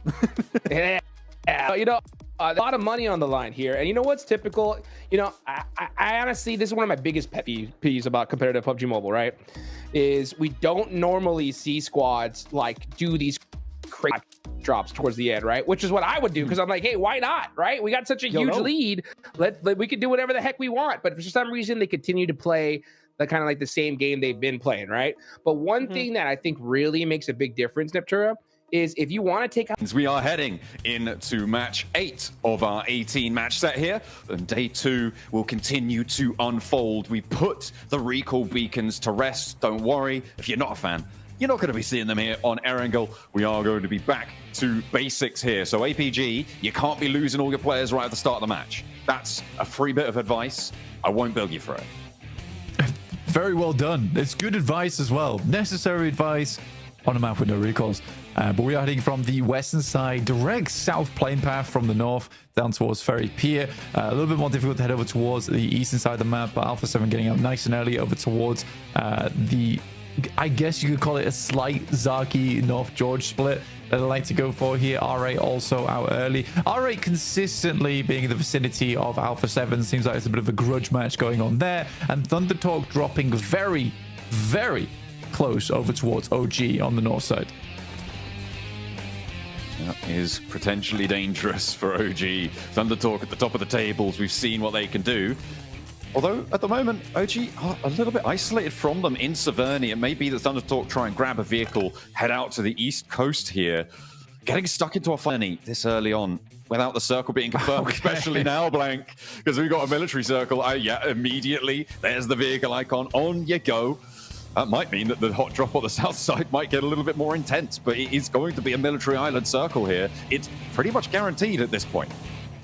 GS actually dropping down towards the southwest here instead of dropping on military base. So APG should have this all to themselves. Wolves, you can see here, getting themselves into vehicles and maybe moving across. But that is a heck of a lot of teams already on Sosnovka this early, sort of predicated by the fact that the plane path was so southern. And on the western side, you have to split across the entirety of the map. And that includes the South Island. So quite fortuitous for teams like EK as well as Virtus Pro, who don't normally drop down in this position. They get a really good head start, but also that makes crossing on the western side quite difficult. And I think for Wolves, this is a somewhat of, I might call it a mistake. I think they were so close towards that south side that maybe they should have shifted over towards the east, understanding that was a little bit of an easier one to go for. We do have an in-game interview coming up shortly, but in the meantime, we're going to keep focused on the map here. I think Karo makes the correct play. Currently, they're rotating on the east bridge, and I think that's the smarter play here. There's going to be a lot more space to work with going forward for themselves, rather than get themselves mixed in with Virtus Pro as well as GS. Let's head over to the stage for an interview with Regnum Karya. Welcome back to a quick report with the 7WG. This time I'm joined by the PMGO winner, Silas from Regnum Karya. Silas, yesterday's performance was very lackluster. What was the main thing that you guys changed from yesterday to today? Valla bugünkü performans pek iyi değildi. Dünden bugüne neyi değiştirdiniz? Aslında gün yeni başladı. Neyin değiştiğini gün ilerledikçe göreceğiz. Rondo'yu biraz çalıştım. Bireysel olarak gezdim. O yüzden bu maçı güzel oynadık. So it's just the starting of the day, so we will see later what we change. But I personally actually studied Rondo personally, so we will see what's going to happen. And talking about Rondo, I mean, Thunder Talk getting their back-to-back win. They win the last game yesterday. They win this one. Is that a team that is also causing you issues, maybe going into Erangel? Valla Rondo'da Thunder Talk güzel oynadı dün de bugün de. Sizi zorluğa çektirdi. Gelecekte çıkarabilecek mi daha? Yani havaya alışma, ilk gün havaya alıştık diyelim. İkinci günde çok fazla, yani bugün çok zorluk çekeceğimizi sanmıyorum. Bugün daha çok alışacağız, sonraki gün daha çok alışacağız. Finale çıkarsak da tam bir şekilde hakkını vereceğiz. Yesterday it took us to get used to the Rondo, but right now we will practice more onto it and make it better. And if we can make it to final, we will redeem it. All right, well, I'm hoping the performance here in Erangel coming up is going to be good. Back to you guys.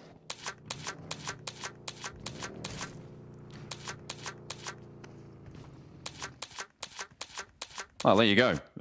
We heard a lot from Regnum Kaya, but we heard a lot from GS in the picture-in-picture, if you guys were keeping track of that.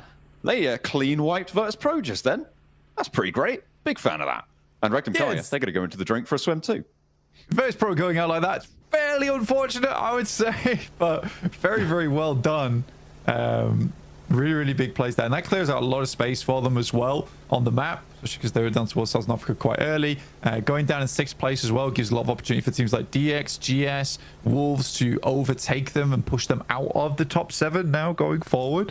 In the meantime, we've Alpha 7 on a long approach from shooting range all the way down here, but so many teams already making that cross early on. Regnum Kaya also making the swim, but so many vehicles will already be taken here because there were so many teams on Sosnovka early that Regnum Kaya likely for the rest of the game will be moving around on foot. Yeah, it's very picked clean. You're right. It's just the bones left on that north side of the Sosnovka Island. We'll see what they can do, though. They may be able to nab 1 or 2 if they're lucky. If they can get close enough, we'll have to wait and see. E-Arena, they're going for the bow take to the south side. This is going to potentially be uncontested here. There's no one really overlooking this beachhead on that south edge. The rear duo for E-Arena as well. They're playing very, very split. Also on a boat rotate, so they'll be joining up with their teammates fairly soon. The Wolves managed to get through nice and early onto the military island. They are just south of that observatory mountain. They've crashed into the compound on the south side, southeast point of the military island. Now, a lot of teams have made it, but there are a few who haven't. R8 actually very slow to move, and Thunder Talk as well up in Stalber. They're still looting, it seems. Yeah, I mean, go off, Kings, I guess. It's an interesting maneuver, and you can't really fault it too much at this point in time with how they're playing. I mean, I just need to wait and see. I personally think this is a little bit late. It's very late, in fact, from Thunder Talk. And with the amount of teams that are already down on the Southern Island, I mean, getting in there at that point is going to be very difficult. I think maybe the plan is just to get as looted as possible, as much utility as possible to make that bridge crossing doable. But I don't know. But you can see here, Regnum Kaya, as I said, no vehicles on foot, which is what we expected to happen, John, but it doesn't look fun at all. I mean, hearing a vehicle at any time and having to drop the deck here, this is some very sad gameplay where you pretty much have to hide it out as much as possible. I mean, you've got to feel real jealous as well of teams rotating past you in vehicles. You're like, oh, man, if only we had that. We could do super well this game. And Regnum Kaya looking to convert on their last match as well would be a brilliant result. As we're looking over towards those bridges. Actually, the crossings so far have been basically uncontested, Blank. I mean, it's only Virtus Pro who have gone down, but that wasn't on a crossing position. That was on just a fight for a compound once the crossing had already happened. It was. Only 5 teams remain to cross. And that's what they're looking for at the moment. Mad Bulls, R8 off in the distance up towards South George. Alpha 7 just passing Lipovka now. Orangutan as well, getting past Prison, past Shelter and Milter. The bridge on the east side currently, I mean, it's Geeke, right, who are going to be overlooking it from that observatory mountain. think for Geek, it's actually a really strong spot to be playing. We've seen multiple times, multiple teams win from that position on the map. It does require you to get a bit of an eastern shift on the circle. But this is already quite eastern anyway. A lot of water off towards Novorabnoye. So it's likely this is going to cut back in towards the mainland. So there is a high chance that it ends up around Observatory in the end game. I don't mind Kara's position too much. I mean, what they're doing is essentially just holding out teams like Alpha 7 who are going to be coming in from that side. Still no sign of Thunder Talk just yet, by the way. Still on the northern side of the map. Looks like they're bowing out this match, it seems. You know, they've been playing so much more than everybody else at this point. You know, they needed a little break. They're making their way down from Stalba. It is still stage 2, but those crossings, I mean, especially now, you've got to wonder if Thunder Talk are going to be able to make it. That southeast coast is going to be lined with landmines for them to step on if they try and make their way in there. Wolves now in for a fight with GS potentially. GS were able to win it out against Virtus Pro. Will the Wolves, who are just behind them on the tables, be able to do what Virtus Pro could not? I mean, for Wolves, there's, again, I think they have a similar issue to Virtus Pro where we're not seeing them respect a lot of sidelines in these matches.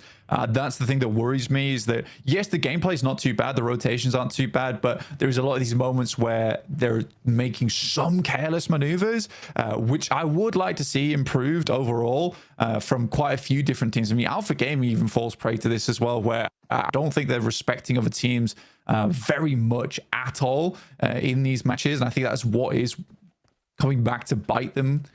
Even that last match that we just saw on Rondo, there was a lot of good chances for them to really kick off and start having a great game. Unfortunately, because they kept taking shots, kept taking these angles which were open to the likes of Virtus Pro, open to the likes of Thunder Talk, they slowly blew out players. And I don't think that was great because from the initial moment, you know, the 4-man split was weird.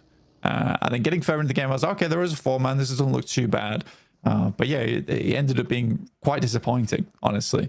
But we'll wait and see. I mean, they get to start in the melee base this time. No contest, other than Regnum Kai, I guess, who are hiding over on that north side, just trying to live this game out as long as possible. Mainly trying to find some set of wheels, basically, Joe. That is kind of the name of the game for Regnum Kai right now. If they could pinch one, I'm sure that Alpha Gaming have on board, that would be brilliant, but position being known there.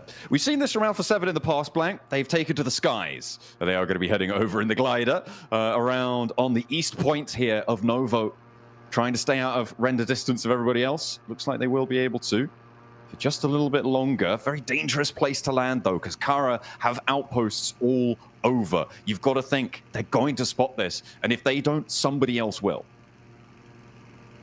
I mean, Kara absolutely should be able to look at this one, but you can also see that Alpha 7 is currently trying to play out a render distance as much as possible here. You can see that Obscure and Guizao is going very, very wide here, down towards the south side. I think they're trying to look for a point where they can make their way in, but the amount of teams that are littered along the southern coast, I think it's going to be hard to find a runway and land here. I think most likely it's going to be a crash landing from Alpha 7 in the near future. I mean, you just don't expect the north side of Novo to be open, right? Like, it should be landing there if you have a map feed up like we do, but that's really difficult to call. The swim as well for Revo and Carrillo, that might draw the attention of Kara. It could prompt a little relocation, but Alpha 7, I mean, I'm seeing them approach on the south side in that glider. Wolves are going to take shots. GS are going to take shots. This is going to get nasty.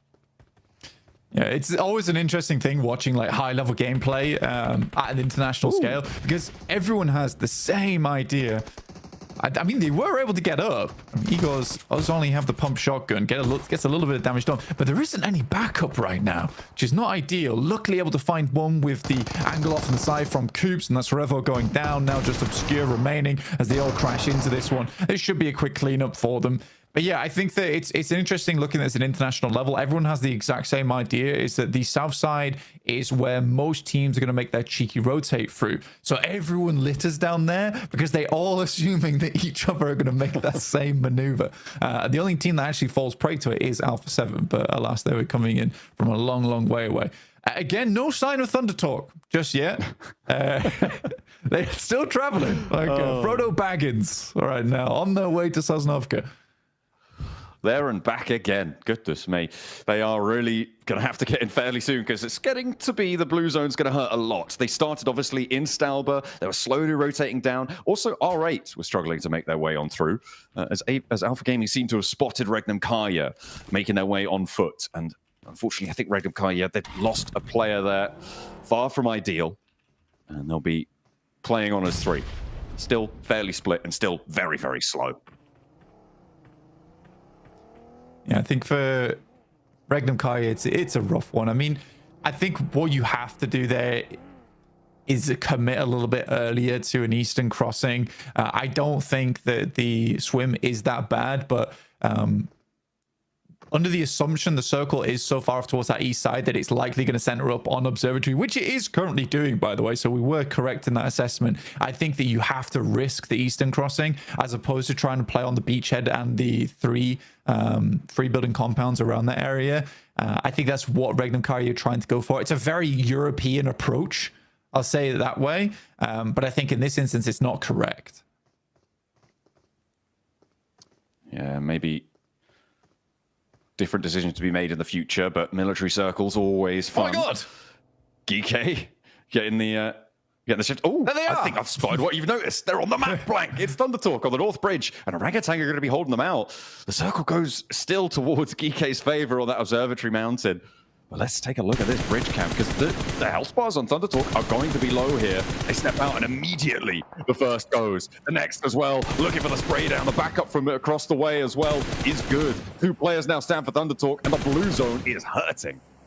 I think the craziest thing about this is that OG expects the team to be rotating at stage 4 into the circle on the eastern side. I mean, it's a great pickup. It really, really is. But fantastically done. I mean, Aru's on the ball here, waiting for Thunder Talk to approach, and that is the top squad going down to 1 player from OG. Very, very well played. And now they can figure out how they want to move down, because you'd assume at this point for OG that there isn't going to be another team tailing Thunder Talk. If they were, it's likely Thunder Talk would have had to have fought a little bit earlier out on the coastal side, in which case OG would have heard it. So this is great in terms for OG for clearing that northern edge and understanding that now they can push south without worrying about their 180. So very smart.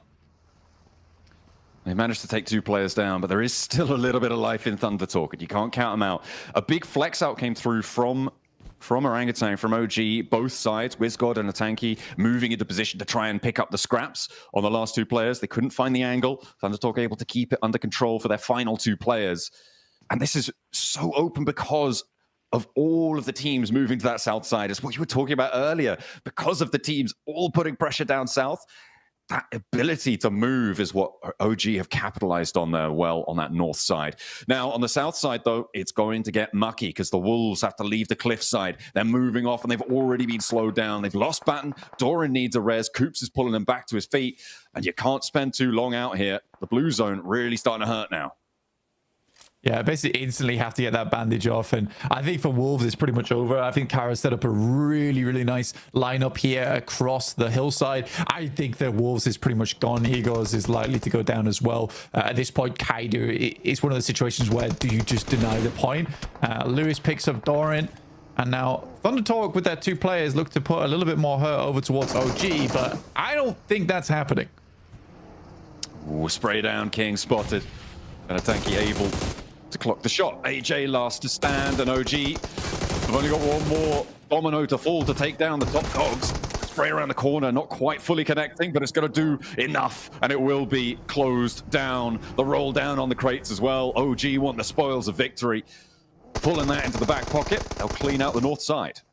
Yeah, that's clean. Very, very clean. So now OG has a huge amount of control over the north. Doc moves up, does get shut down by Mad Bulls, but R8 is still having engagement. Reefus seems to be the last player alive here for APG. The DPS should do the trick as Lemon weaves in and out of the blue there.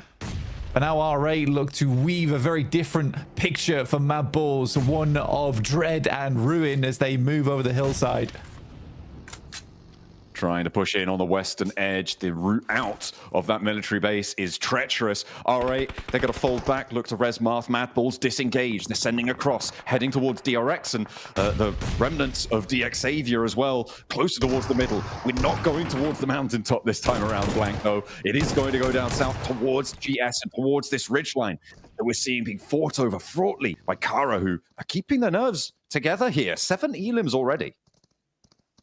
It's definitely not easy for Kara, the movements they've had to make, the decisions they've had to go through, but they've done well. I mean, Ulf is definitely their biggest target in the future over on that eastern side, but even they are sort of held out by the angles from Geeke. Now, the circle does move away from Geeke on that observatory, so they need to find as much information as possible, decide where they're going to end up in the future, because they have to move now, and it's always difficult getting off from the top of observatory. Madballs somehow stay alive with their 2 players, get to the south side of this compound that currently DRX are holding, and I think for DRX, a lot of fans are hoping they do well in this game, because it has been a pretty abysmal start from yesterday for DRX. A lot of games where they're just not able to get through that mid game whatsoever, and I think that has been the most worrying thing from watching them, is that mid game. It's just a lack of life from that squad.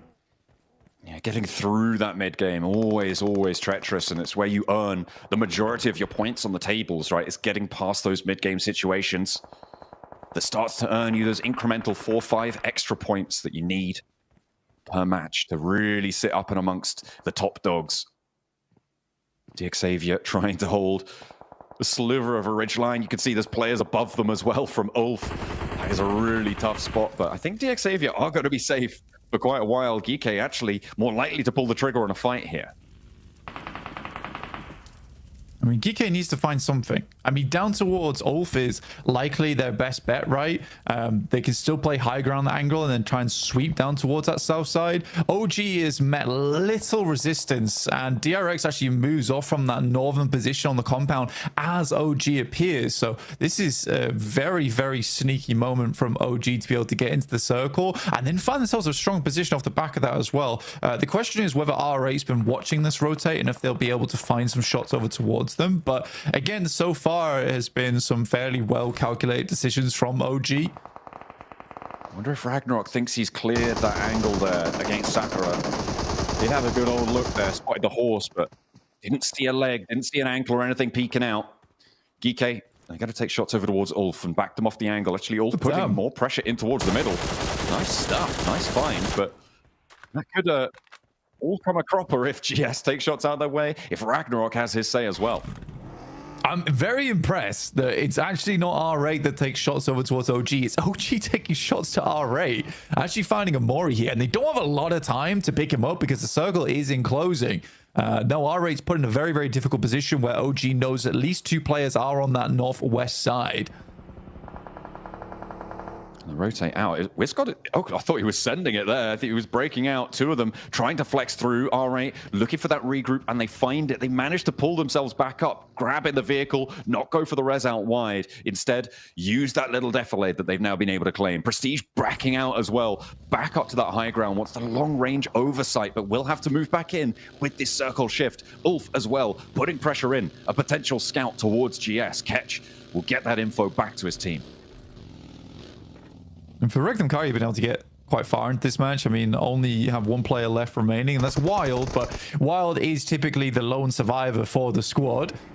OG really taking good use of this hovercraft. No one's really looked at them, so they're having this hovercraft far into the late game is really quite a big deal. Nay's starting to pour out over the top now. A little bit of damage surely should be done, but the Nay's just bounced a little bit too far. Nay swings back down the top side, dribbles down just a little bit. Another one goes through. More damage on towards OG now. 1 player fairly low in Aru.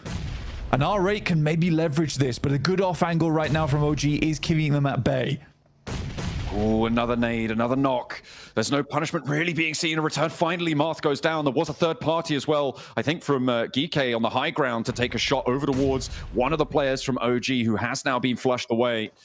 trying to flex out. This is where the off angle from Prestige really needs to come in clutch, stopping this fight. The smoke's over the ridgeline. They want to keep this momentum going, but R8 back off the angle. The nade's not quite connecting where they need to. Mars potentially? No, it goes too long. The cook not quite right there, but that one's good. A tanky sends it back his way.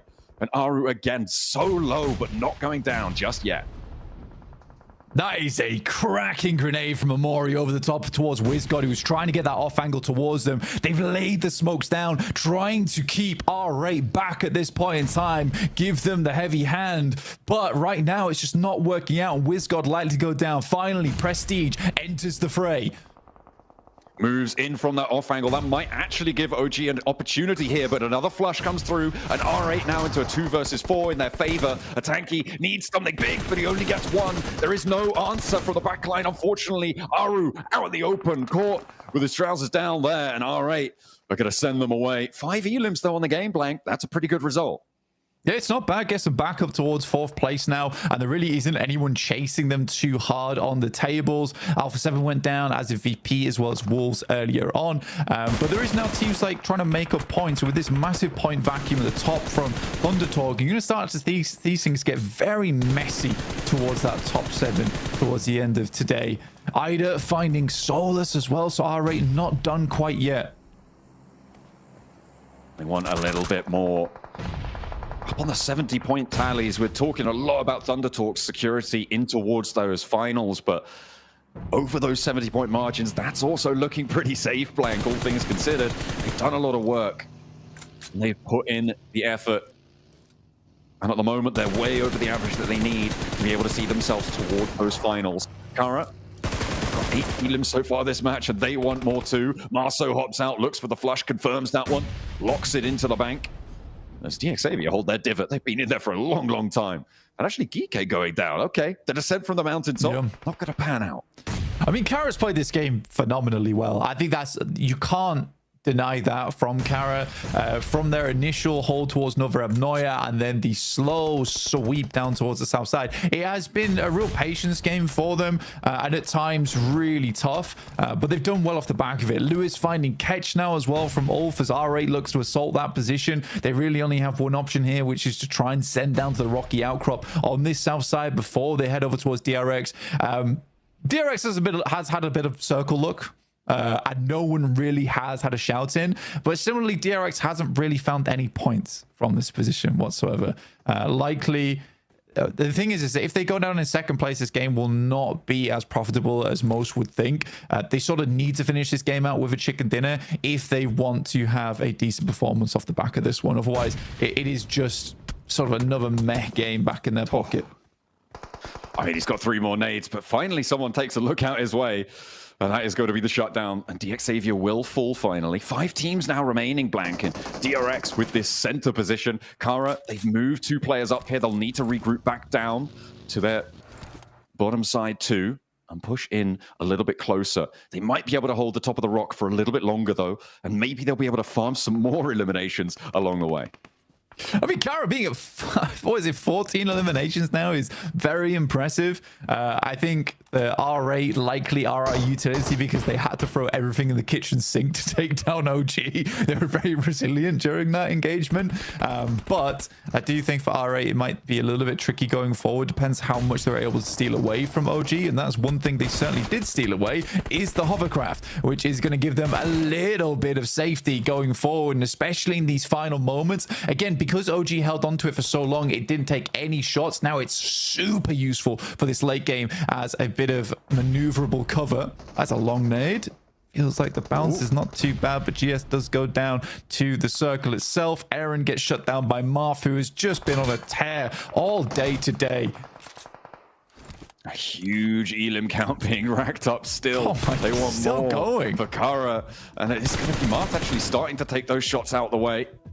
See if he can take them down, but R8 lost a player crucially. Amori got flushed out on that situation, could not make it any further. I'm surprised there's still nades in the pockets for R8, but they've got at least one more here.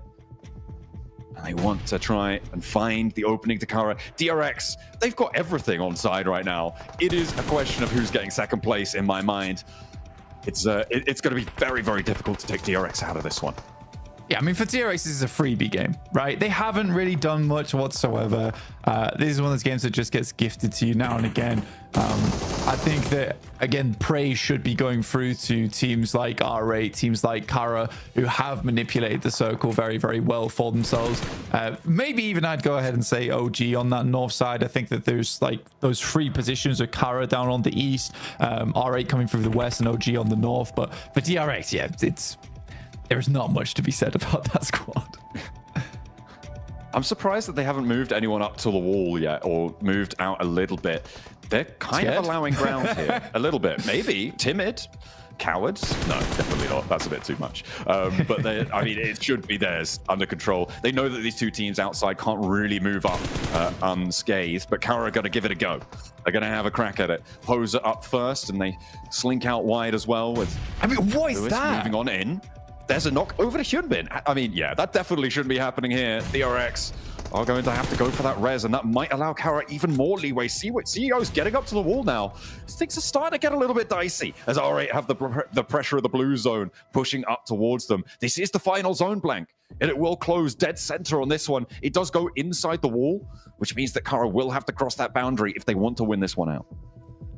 Yeah, I think that they hope during that knock, I mean, 2 angles is all that DRX has there because one's taken up on the res, that they could finish out this fight as quickly as possible. The blues being a big issue, CEO able to hit a nasty nade again. I think this is a massive game for Kara going forward. Another nade goes slightly far, bobbles just a little bit too much. That's a wild nade coming through, goes straight out to the outer edge of the zone, but smokes is all that's in the way between Kara and R8 in this moment. And finally, DRX starts to make a move.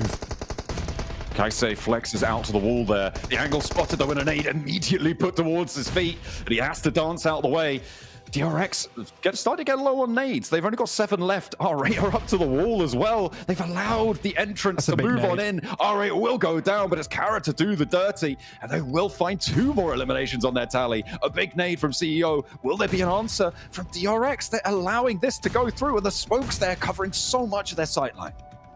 I mean, the big difference right now is Kara is incredibly hot coming into this engagement, whereas DRX feeling very cold off this game. They've not done too much. It's the 4v3 and the 19 elims on this game for Kara. The Crows are flying strong here, but they take initial knock. They're trying to get the damage done. Hyunbin alive for the time being. The bullet scraping his backpack.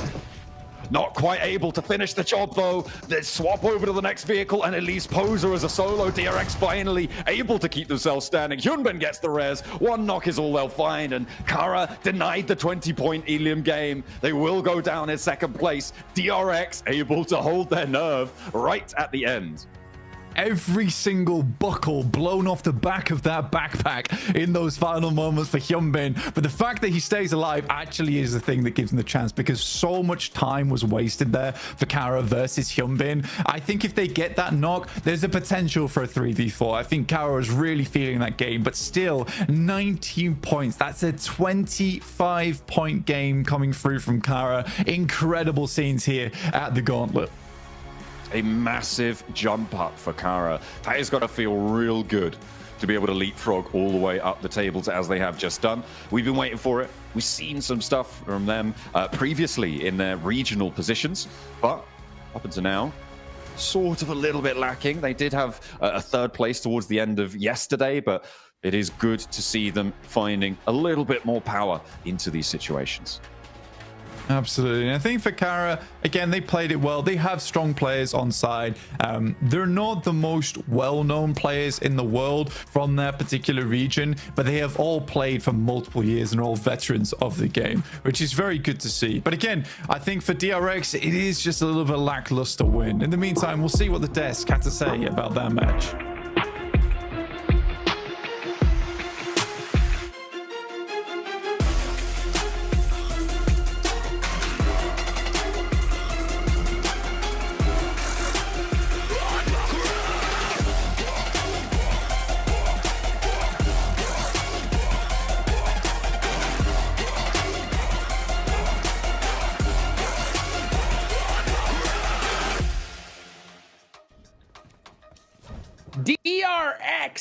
in 15th place, so desperately needed a chicken dinner, and they get one right here, right now. Max, man, why was this game so different for DRX? What made them get the chicken dinner as opposed to the performance pretty much for the rest of the tournament so far?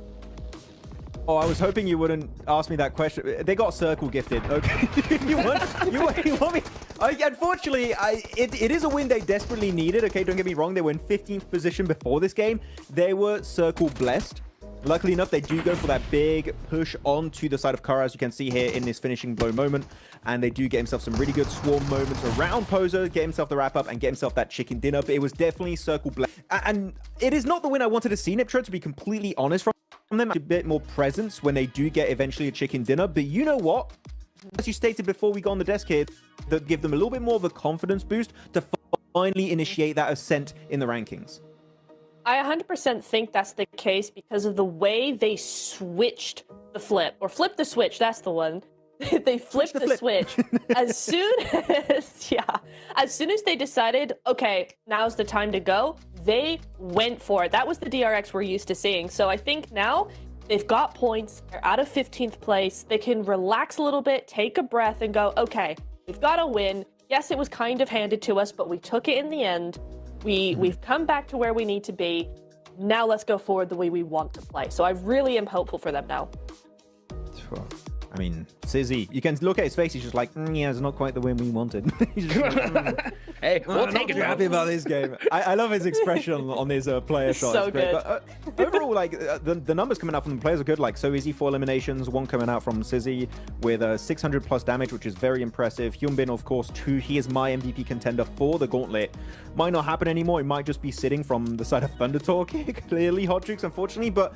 Yeah, again, circle gifted to them. They were able to wrap up the win. So you know what? They were given an opportunity. They were able to strike while the iron was hot. Can't blame them for that. Sometimes circle just comes your way and you make the most out of it.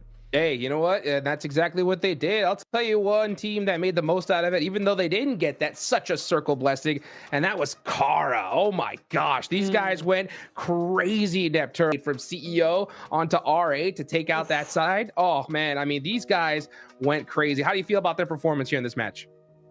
I love it so much. This is the Kara I was expecting to see, Jukes. I mean, look, I saw them yesterday. I went, they're not playing the way they usually play. They usually play center to edge, and they just weren't doing it. I was like, why? Then yesterday in the Mirror March, we saw that a little bit more. Then we get to this game. Big split on the edge, 2-2 split mid-game to actually clear as much of the other circle, or the other teams in the circle as possible. Exactly what I wanted to see. They went back to their play style. They stopped letting, PMGC be a big pressure on them to change things up, went back to how they play, and look where it got them. Well, a team looking at these group had a really, really bad time. It was Alpha 7. The glider rotation into also 2 players swimming into Nova itself didn't work out. Unfortunately, they were trying to get scrapped here and they got nothing for their troubles, as though on the northern side we still did see for a bit. Aru clapping back versus Thunder Talk. That was a really good double spray and getting 2 eliminations right away. Aru popping off as the IGL and clearly can be a fragger from time to time. Clutched it, man. I'll tell you what, I mean, we're talking about, the confidence that we're going to see from OG building up. I mean, how much more confidence can you get whenever you take out the top team in the lobby, right? So, I mean, OG, great game for them. We also saw a little earlier, right? We saw GS be able to get the better up onto Virtus Pro. What do you think about that one, Max? That was fun to see GS actually not go for APG. They understood we can share it, but... Hodrix, what do you want to do when you have a perfect military island phase 1 circle? It's just like, well, we're going to have people are going to want to try and contest those locations away. But yeah, GS just showing themselves as a true contender. This is a team, Niptro, that qualified outside of PMSL MENA with a singular point difference, barely qualifying into PMGC. And this is a complete change-up. This team is looking way more confident, willing to take fights. They're not scared, which is definitely a true sign of success in their adaptation to this kind of lobby. And I do wonder, can they maintain it for the entirety of this PMGC season? I would love to see that. You see them on the here on the map here now. But yeah, I think also Jafar has been such a key player for them. It's been really, really nice to see them coming through what needs to be done and really just helped his team as well here. But that zone, look at R8. They're like, yeah, exactly. I'm like, what? I love that, man. What the heck? And then circle? Kind of cringe. We don't play circle. What's the circle? I don't know. Oh Dude, they're gosh. still over there when the circle's that small is wild. That late Wow, I'm rotation. surprised they got as far Max. as they I was got born then. in it. Molded by it.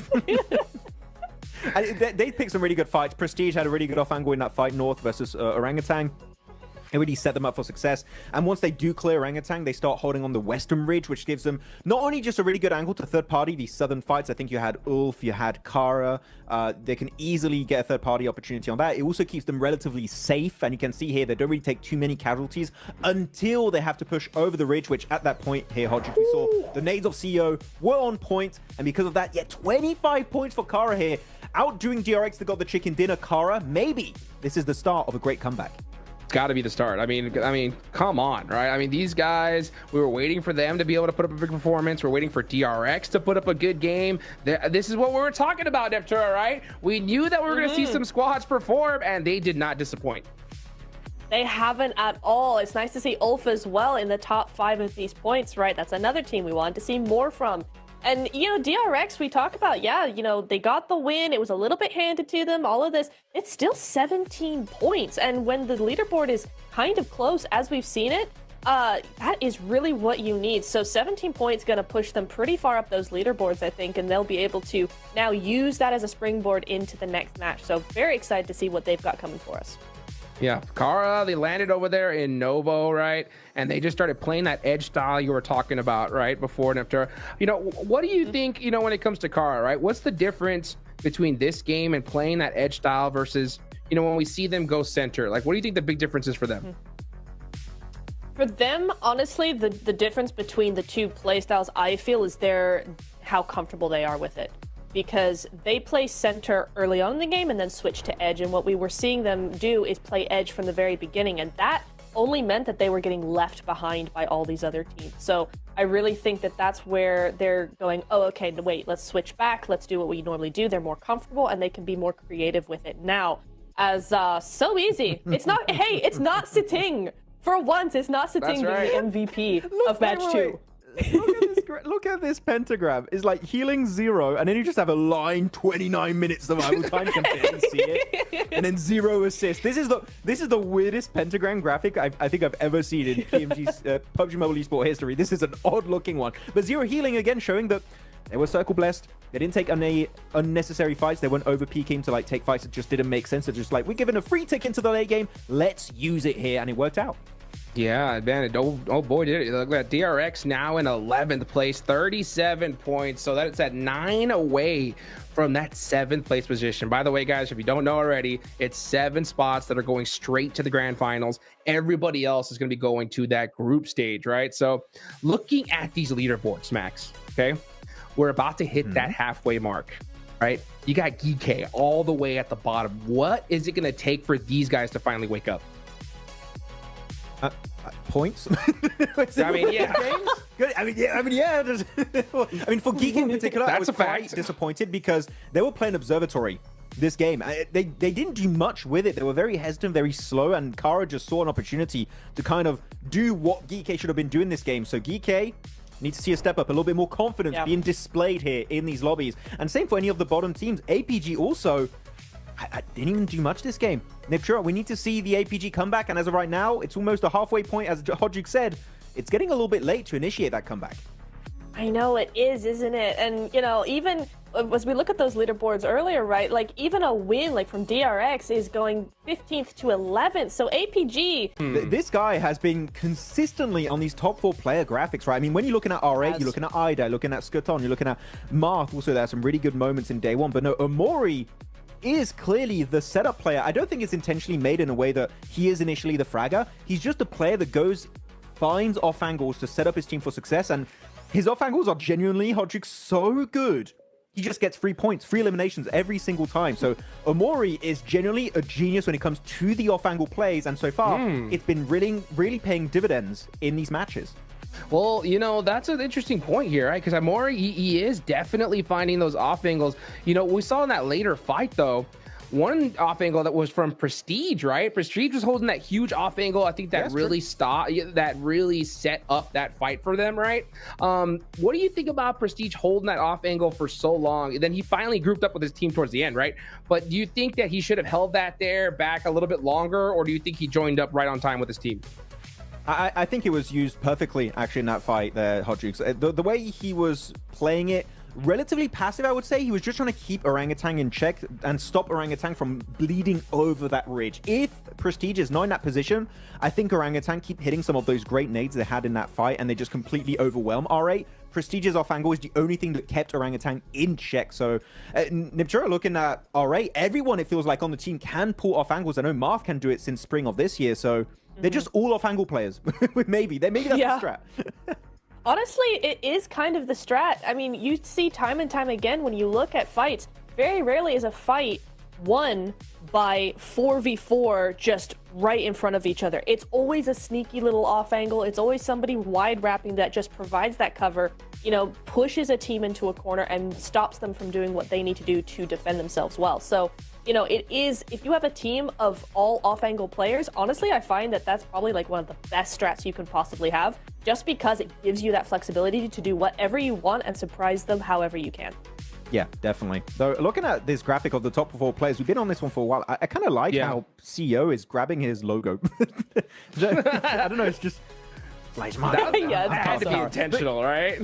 Yeah. I mean, you look at this performance of CEO, it makes sense why he was on S2G. If you guys don't know, by the way, a little history lesson for CEO. He was on S2G. He was part of the biggest org in Turkey. That shows how much potential this guy actually has. He was part of the rising older generation of PUBG Mobile eSport, and he's still putting up numbers. So CEO, I wouldn't be surprised if he's able to, again, put up the numbers and contest the likes of maybe Regnum Karo moving forward. Yeah, I mean, they already passed them up, so they're feeling pretty dang good going into these final matches. I'm looking right now at the leaderboards, right? Because with this next match, we're going to hit our halfway point here, right? So 7th place is that cutoff, Neptura. Looking on down, it's pretty close, right? I mean, we can see pretty much, I mean, even Alpha Gaming, they're all the way down there in 14th place with 27 points. That cutoff right now is GS with 46, right? So, you know, how many more games do you think Alpha Gaming have to kind of breathe here, you know, before they need a chicken dinner? Or do you think, like, this Erangel match, it's time for them to put up some points? What do you think? I honestly want to say, like, maybe one more game. But the way that the rest of the teams have been playing, I feel like we're starting to see some teams step up that haven't been stepping up so far. They're starting to come alive. They're starting to do what they need to do. So maybe one game is too late. I'm not entirely sure. I think it really does depend on how this next game goes. So yeah, maybe they do have one game. Maybe, I think. Because Regnum's starting to do stuff. Ulf's starting to do stuff. DRX, Wolves, they're all doing it. So APG, like one max. Okay, one for breathing room max. Do you agree?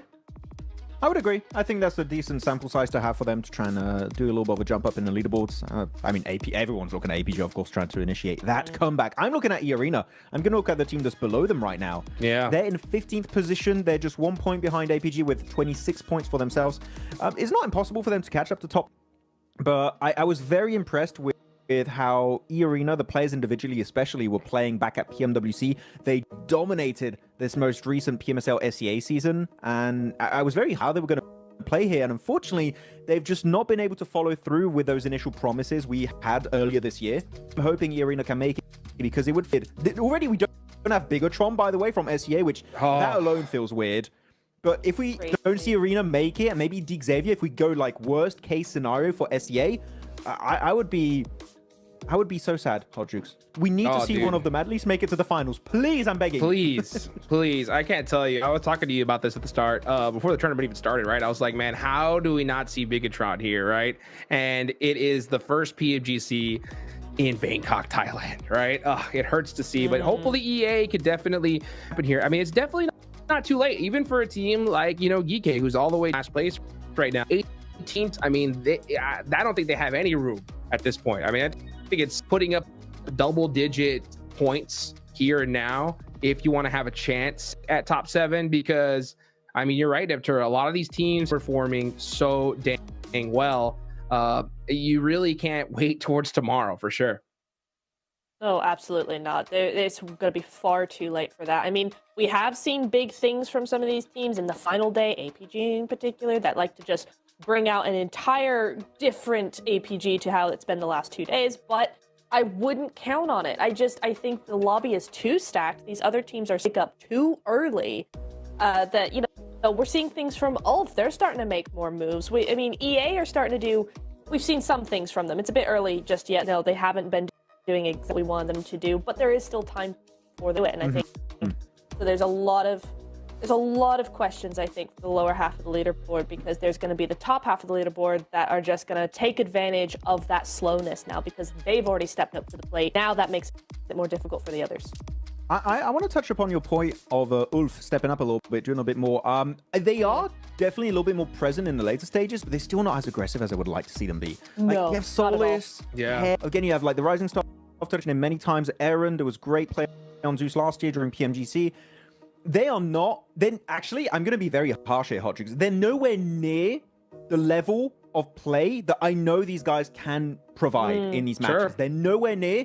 I want to see a big change up because at this current pace, I don't think they deserve to be in the finals. So I need to see them at least attempt to take fights, and that alone would give me a little bit more hope that Ulf maybe could make it to the next step and reach the finals. Well, that's totally fair. We've seen a lot of teams on that second page do it. Will Ulf be able to do it right here, right now? Let's see if it's going to happen. Let's go ahead and take it on over to John and Blank to wrap up the first half of the gauntlet.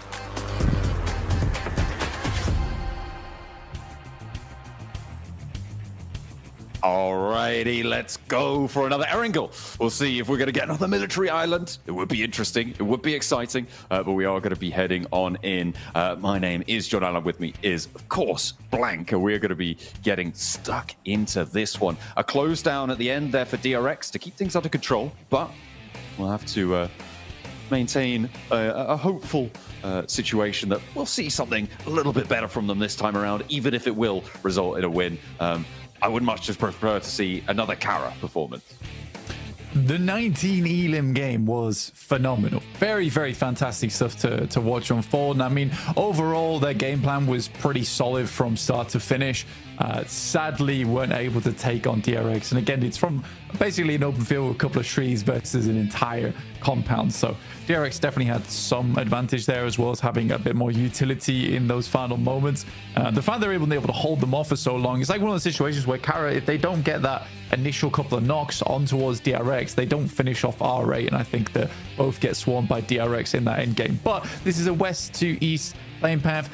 Very kind one, first kind one we've seen today. We'll see where the circle ends up here. Thunder Talk taking a slightly different approach from last game, luckily for us, because that last one was a bit weird, honestly, overall. But we are heading over towards the eastern edge of the map, around Rozhok, Potato Hill area, just south of Yaz. So still Yaz Field in this one, John, but plenty of fun compounds to play this one out. Yeah, we are going to see maybe a little bit of a diversion for Thunder Talk. Of course, they are close to Kara, though, so maybe a little bit of danger there. In general, we'll be keeping an eye on that Milta area. The circle a lot more centered towards that Potato Hill zone in the middle. A little scrap for Alpha Gaming, and actually, they're going to be able to win this time at the start of the game against one of the players from Wolves. They can't quite get there in time to pick him up, as Coops will be taken down. We are going to be heading to a little interview with Poser himself from Kara after that incredibly massive game. 19 elims. Let's find out how they did it. Oh, maybe not just yet. We've got about 20 seconds before that one. But either way, they are going to be tuning in for it. It was incredibly monumental. They were on for maybe a 23 elimination chicken dinner, Blank. But welcome back to a quick report with the 7WG. We'll Ladies and gentlemen, we have a new record for eliminations in none other than Kara Esports. I have Poser here with me. You guys were working those 2-2 splits wonderfully this last match. When did you decide to go to E Arena? Bu son maçta 2-2 oynamakla çok güzel oynadınız. Ne zaman Arena'ya üstüne saldırmayı düşünmediniz? Nova'nın içindeyken alan bizden çektiğinde Iarena ile oynarımız aynıydı. Ondan sonra ilk önce kıyı temizledik, sonra da onları temizledik. Adım adım iyi oynadık. So the circle actually go on our gameplay with Arena. So when we saw that, we first clear the edge, and then we jump on them. And with this performance, I mean, it's going to shoot you up the leaderboard. What does that mean for the team? Valla bu puanlama sizi sıralamadı üst kısma çıkarttı. Nasıl hissediyorsun bu takım için? Şu an özgüvenimiz daha da yerine geldi. İhtiyacımız olan böyle bir maçtı. Henüz potansiyelimizi göstermedik. Daha yeni başlıyoruz. So we got our confidence backs up, and then with this, we will show our performance that we can do better. Hey, I'm hoping it continues on. 19 eliminations. I know the Turkish crowd is going to be hyped. Back to you guys. Absolutely. It would be brilliant to see if they can carry that forwards. It is, however, very rare to see teams have two performances like that in a tournament. It would be something special, but we can always hope. Thunder Talk, though, they've definitely had more than one of those performances. It is a rarity. Thunder Talk, definitely a rarity in our games overall. 100 points, hit the century. Weren't able to get anything done on the last match, but again, they hit triple digits and fought themselves. Let's take a short break, and we'll get right back to it over on the next angle here. Let's take a look at the leaderboards right now. There is that big jump off from third place down to fourth, with Mad Bulls in third place, dropping down towards Karo with 55 and OG at 51. But as you can see, it's around 10th place where we see our next real big fall off from 44 to 37. So there's a lot of teams battling out for this top 7 here. And it should make for an incredibly fun final day tomorrow, where all the teams could be dipping in and out from that top 7. We get a little replay on Doc getting the spray down onto Coops. They couldn't quite get away unscathed with the vehicle. Doc happy to have that point on side. A nice pickup found there. As we hop towards the middle of the circle, though, we're on board with Regnum Kaya, who have managed to take a very, very central compound, really important position as well, with a lot of sight lines out to control all of the teams who are very likely going to be moving in fairly soon. We're now into our 6th minute of the match, and we'll see just who's going to be on the road nice and quickly.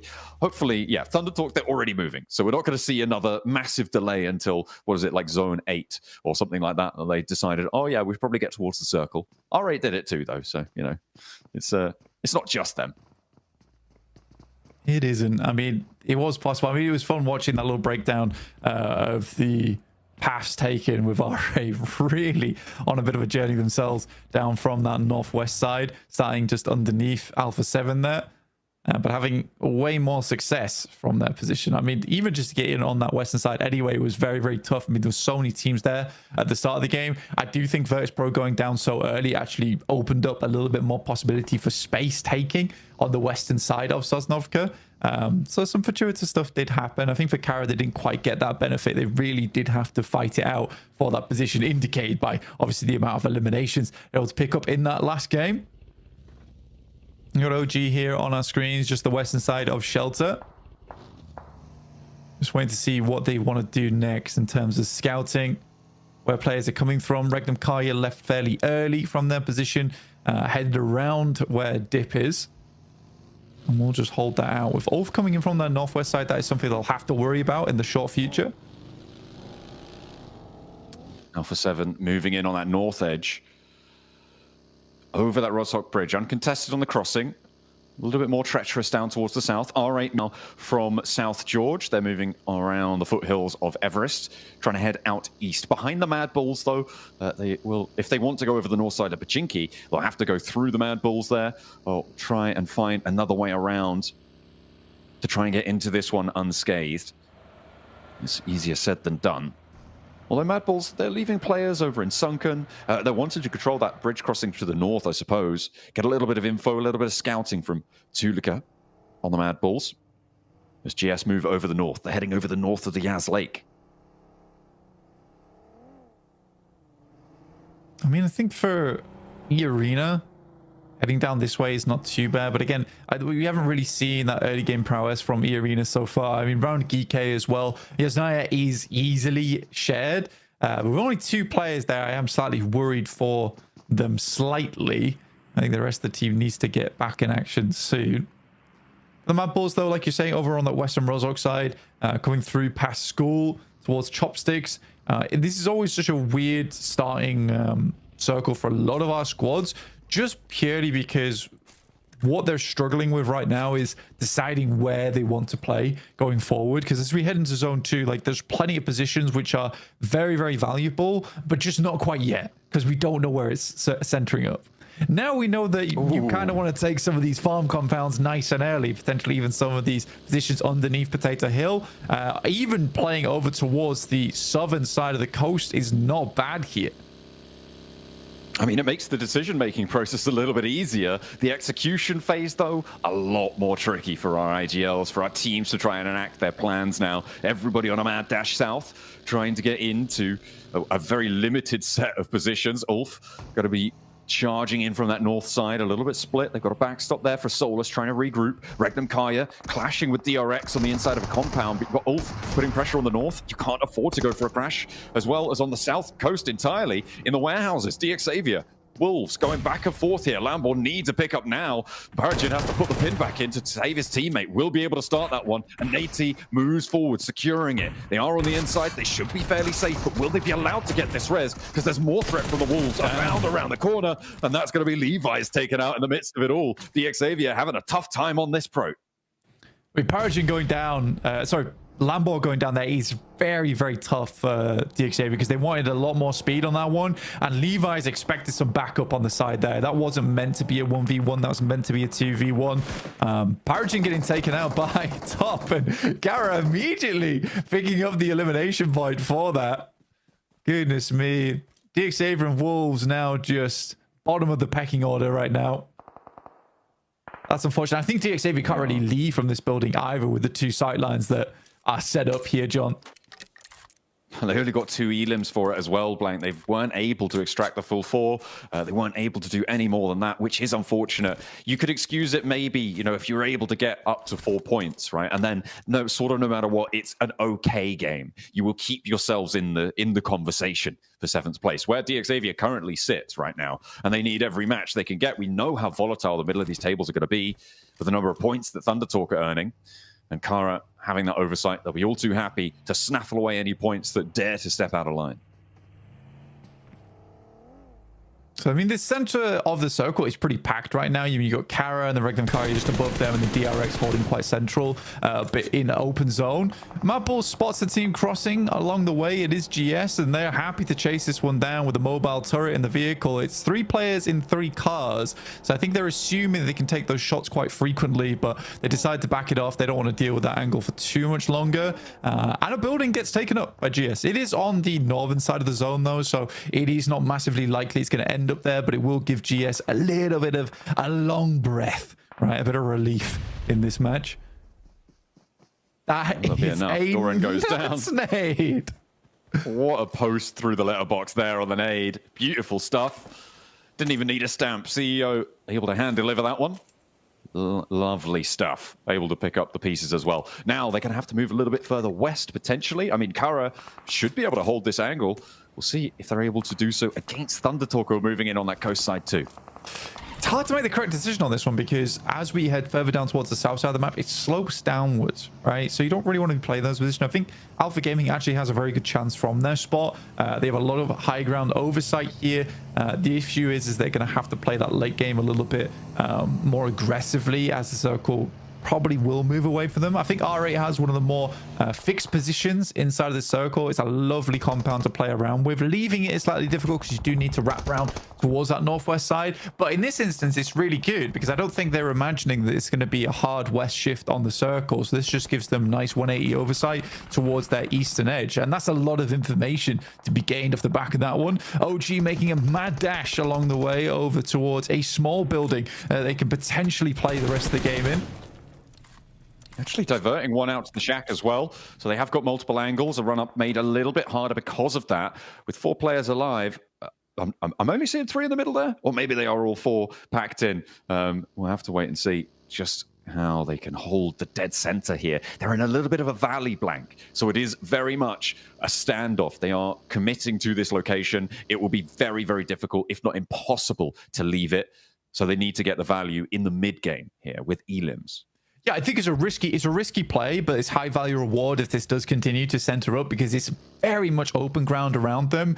Like you say, leaving through the open ground is treacherous, but if they have to deal with teams walking up towards them, it should be a fairly easy hold. So I think for OG, it's a case where you play this position, and like you say, you are just committed to it now. But it is fairly central. They had no real other options other than playing sweep on the edge. And I think they're more comfortable playing this anyway. They're quite decent when it comes to holds. So we'll see what OG can do from this spot. It's a slightly early commit, though, at stage 3.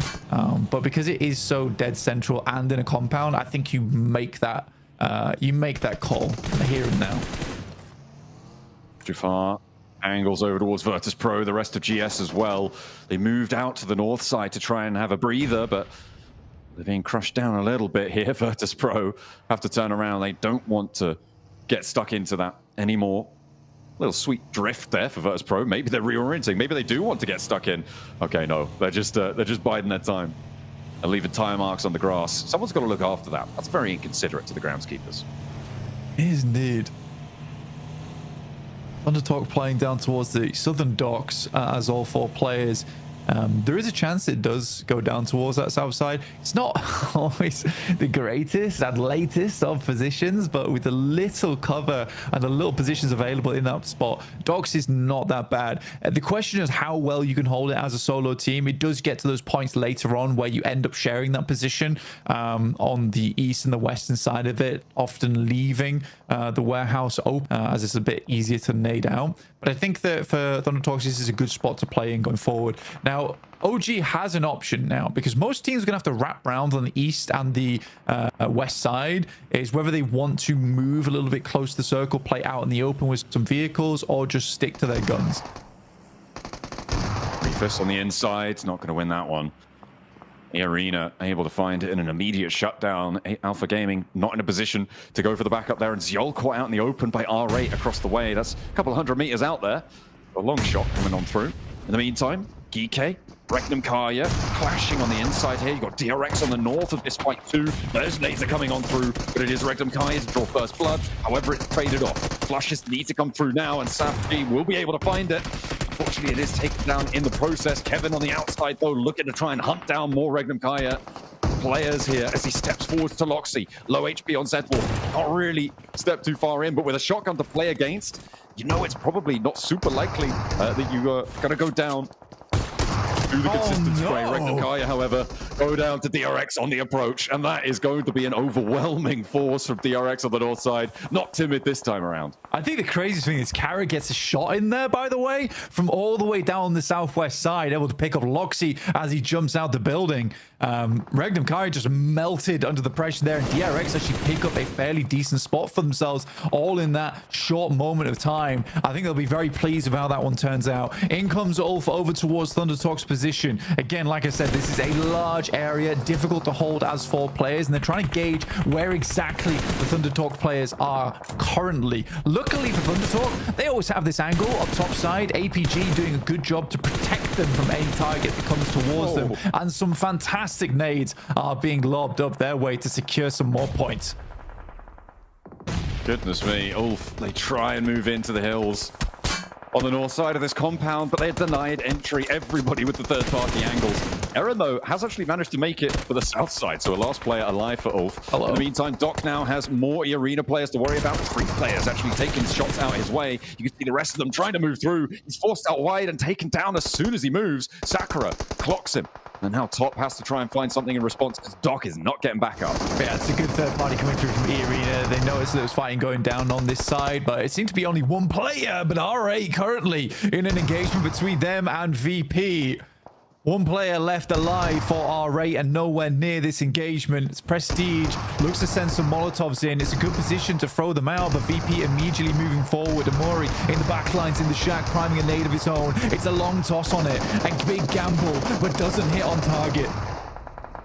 Prestige down in the smoke has been spotted now. Voston keeps his head on the swivel, spots the player down in the dirt, and leaves Amori the last to stand for R8 across the road. And actually, OG are moving in on that north side, so that could be a big problem in their very near future.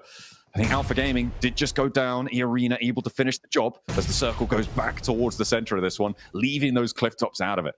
Yeah, I mean, OG can continue to play on this north side, but again, it's this question of where do they go next? I mean, luckily, because they cut out so much of their position on that northern edge, they don't really have too many teams watching in of where they're going to be. I do like the way ThunderTalks is currently playing this, though, is where they're not splitting up into a singular area on docks, because they don't want to give an opportunity for a team like Ulf there to swing all the way around and crash into a singular part of the docks. Instead, they're spread across it. They take fire as teams come in, and then rely on teams playing on the cliff to basically do the job for them once they lodge them on that hillside just the north of it. It's an interesting play, and it's working out very, very well for ThunderTalks. Arena going to have to make a move, and maybe ThunderTalk will take some shots out their way, but I think Virtus Pro are going to be more preoccupied with holding them out. Maybe a drop down the cliff face, maybe go for a swim here for Arena. Tourniquet certainly taking that option. The question is, will they be spotted? Alpha 7, they're biding their time on the southeast side, but they do have to make a charge across the open ground here towards Mad Bulls, or, well, what's left of the Mad Bulls, rather. There's only 2 still standing there. Game's going to slow down a lot, but Kara actually has a very strong spot to work with. There are 4 players as well looking for another huge game for themselves. They also have been consistently taking pot shots at teams, so they've been very proactive from their position. Even if there is a squad 200, 300 meters out, they've been very aware and been taking shots that way. And the more casualties that they can cause within this lobby, the easier their end game is going to become, because again, as teams start to get crunched towards the center here, more and more fights are going to be taking place out in the open, and these are not fights where it's likely you're going to live with 4 of your players. You're likely going to have to sacrifice 1 or 2 just to win an engagement. We saw Xing there actually stepping out onto the docks for ThunderTalk, and Eren laying low, not wanting to get involved. May have sightlines on it. The question is, does he want to pull the trigger here, expose his position, let them know he's there? Tourniquet moving up to the pontoon there, trying to hold it down. I have no doubt that Eren knows exactly what's going on here, and he is opting not to take these shots. You just can't confirm the point. It's much more valuable to play with the protection of ThunderTalk around you and try and play for it later. Oh my. Tourniquet steps up and he wins that? How on earth do you win that? Stepping up out of the water, draws the weapon, and immediately lands the shot at the Xing. That has got to feel real bad on the south side there, and that's going to move King out to have to go for this res, to have to try and pick up their teammate. This is Eren's time to shine, and he steps up and does exactly what he needs to. That is what he was waiting for, and ThunderTalk are having a nightmare here. Oh, this is very bad indeed. ThunderTalk likely down to 2 players. We're seeing it's going to be a difficult pickup from their side. Completely lost track of Tourniquet as well. That's one of those things where you only send out 1 player. You know he's in the water, so you look to just finish him off, but you do not expect the 4th player from Ulf to still be alive on the other edge. Dear me, we are surfing here over on the docks, and ThunderTalk are currently dealing with the tsunami.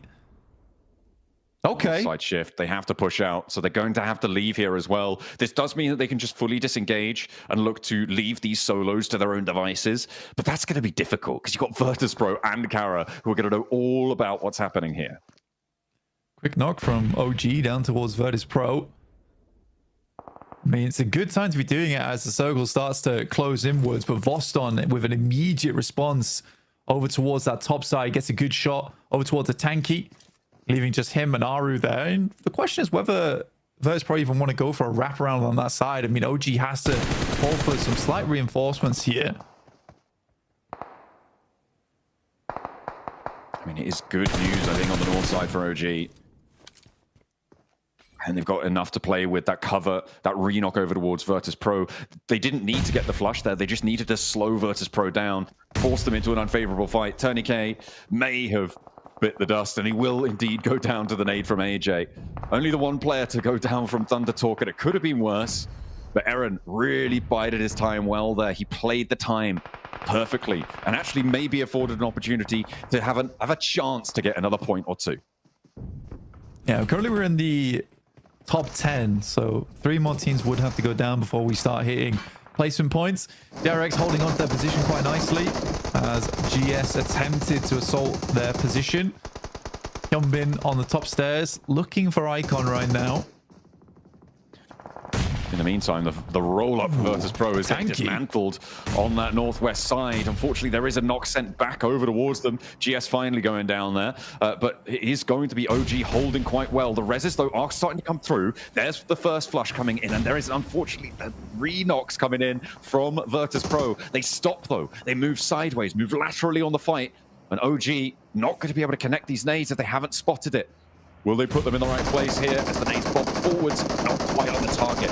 Haven't seen the retreat here, but AJ, Thundertalk, they're all sailing on in. Virtus Pro now have another team, and the vehicles swinging around wildly. What is going on?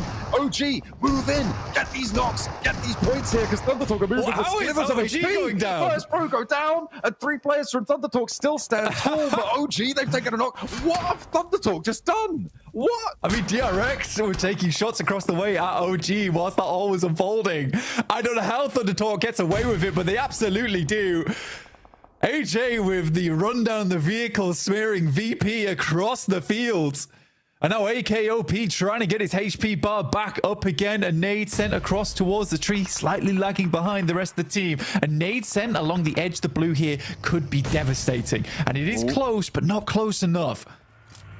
Not going to be able to find it there. Stepping out towards the blue. Thundertalk get back in the vehicles, playing true chaos strategy there on the roll up to VP. There was nothing they could do, it seemed. He's going to be running out of ordnance fairly soon. Drops the last, covers his retreat with that flash.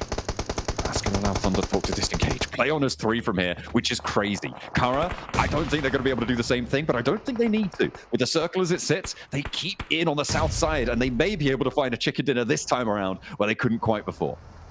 Yeah, it's a very strong position, but again, we are still going out into open ground now. I think OG's got to be a little bit careful because DRX knows exactly where they're playing from, but know they need to move down towards that south side. So DRX looking to set themselves up early or just rotate into the building along the way from Kara. Lewis does have a nade. Marceau sets himself up. It's a bit of a short lob, but it's on target. Soez gets knocked out with a nade to the forehead. Hits him with the swift underarm there. Nice little knockdown. Nearly getting Hyunbin. The pan coming in clutch there to stop the DX Xavier shots. The shots from across the way. Taking him down on the rooftop. A really difficult res to go for. You have to drop down. It's bad news. DRX have been able to get a lot of elims so far this match. It seems like they heard me call them a little bit cowardly last time around. They're already up to 10 here, blank. And they want to add 4 more to the tally. See if they can break records themselves as they move on forwards. The flash comes through. The nade goes through to the back. Hyunbin goes 1-for-1 on the trade. The DRX have the flash sent their way. Drops down in the middle. Lewis holding the back lines, and there's only the 1 player for DRX faced off against 2 on the inside. Thundertalk just rock straight up over towards DX Xavier and handle them. This is so weird from Thundertalk considering it's a very different style of gameplay from them we're used to seeing. Good nade from Nate T himself over towards Singh, leaving Thundertalk, I believe, just on the final player now as OG remains stalwart on that north side. They can get the reses in the shack for Thundertalk, though. There are still 2 of those available. The question is, does DX Xavier have a nade? Stow Kara on this hold. Poser is down. But they're getting that rezzed up very quickly. DRX slowed it all the way out here. You can see they're on 10 elims still, but with only 2 players, the wind's been knocked out of them just a little bit. QXZ wants to try and drop down there, and he will get the shot. Over at the poser, the re-knock is strong. Gonna keep Kara from overwhelming them on the repeats here. He goes in for more. He wants to find another, but there's his teammate going down. Lewis steps out, put into a shotgun. A barrel straight into his face, and Lewis goes down as well. They will finally take him down, but they lose a player, and they have to get these reses fast, blank. Over the top tries to thread it in towards the shack, but a good shot from AKOP will take down Sighting almost instantaneously as well.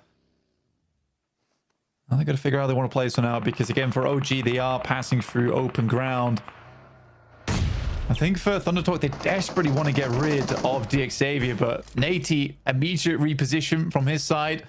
This is a good survival play for him. Again, DX Xavier has been on the receiving end of survival plays for quite some time now. We haven't seen a truly dominant game from DX Xavier just yet. It's disappointing as well, given their prowess, given their record this year. They've had a really, really strong showing, but it's just not coming through yet in the gauntlet. We'll see what more they can do. Nades being thrown out by Thundertalk still. It's good, right, they got anything left, and they find an opening. You're kidding me. Thundertalk just seem untouchable here. nading Aru off the tree, doing a lot of damage. That's going to be unresable now. The rotate out wide. AKOP needs to stand tall. Will be able to do one and a second as well. The double knockdown, but across the way, there's still a third player for Thunder Talk going. It's all up the WizGod. It looked like OG might have had the game under control there, but Kara now with the numbers advantage. I'm just so confused of what Thunder Talk's doing in this game. Sighting sending it out again over towards OG. It's like a completely different type of Thunder Talk this game. Nate maybe going for the 1v3. CEO's able to put him down, fires him from the company, and at least will be able to remain up and present. WizGod moves up, and in the meantime was able to take down Thunder Talk. Now, it's a 1v1 technically as the blue continues to push in. I think they've got time to get these reses off blank. The blue zone's not going to move for a couple more seconds. They may just be able to get through. Marso will heal. Poser will be able to get up and step out for another sight line. Unlikely that Poser's going to be able to heal, though. Actually, they might still have time here. They do. Goodness me. This means a full 3 for WizGod to be able to have to deal with here, and he doesn't have any nades in hand. With a nade, this could go a different way, but I feel like WizGod might be able to find 1 or 2, but the 3, I'm not sure. When Marso goes out, drops the smoke train towards it, they know exactly which rock he's on. As soon as they get in range, they don't have the nade either. He steps out, and that's a little sliver of HP taken away, and he doesn't have any meds to play with. This is nasty. Big stun grenade. WizGod just has to hide it out for the time being. But it's looking close. Can WizGod close this down? It's looking slightly unlikely. Regardless, he has been through the war zone this game and will go out valiantly. But it will be Kara to come off from a second place and 19 points into a chicken dinner. What a sweep from these guys. With 11 elims, they find another game really, really strong. It felt like they were the winners in that last match. This time, it rings true. That south side shift playing well to their compound. And Kara are on a massive resurgence here. It's what Neptura said she wanted to see from them over on the desk, while she's being treated to a repeat there. Orangutan as well, playing very well on that northern side, doing a lot to control. It was just so unfortunate that Thunder Talk somehow are able to apparate wherever they want to within the circle. That was some crazy rotates coming in. Oh, bro, I just couldn't believe we were just watching Thunder Talk just go alpha lever in the vehicles. It made absolutely no sense to me, John. It was like watching them go from tactical gameplay to suddenly, you know what? We're just going to give it our all here. Get in the vehicle, put the metal to the pedal, and just get things going. Yeah, it's really quite impressive how they were able to do it. But I have no idea just what happened there for Thunder Talk. I'm sure the analysts do. Let's take a look.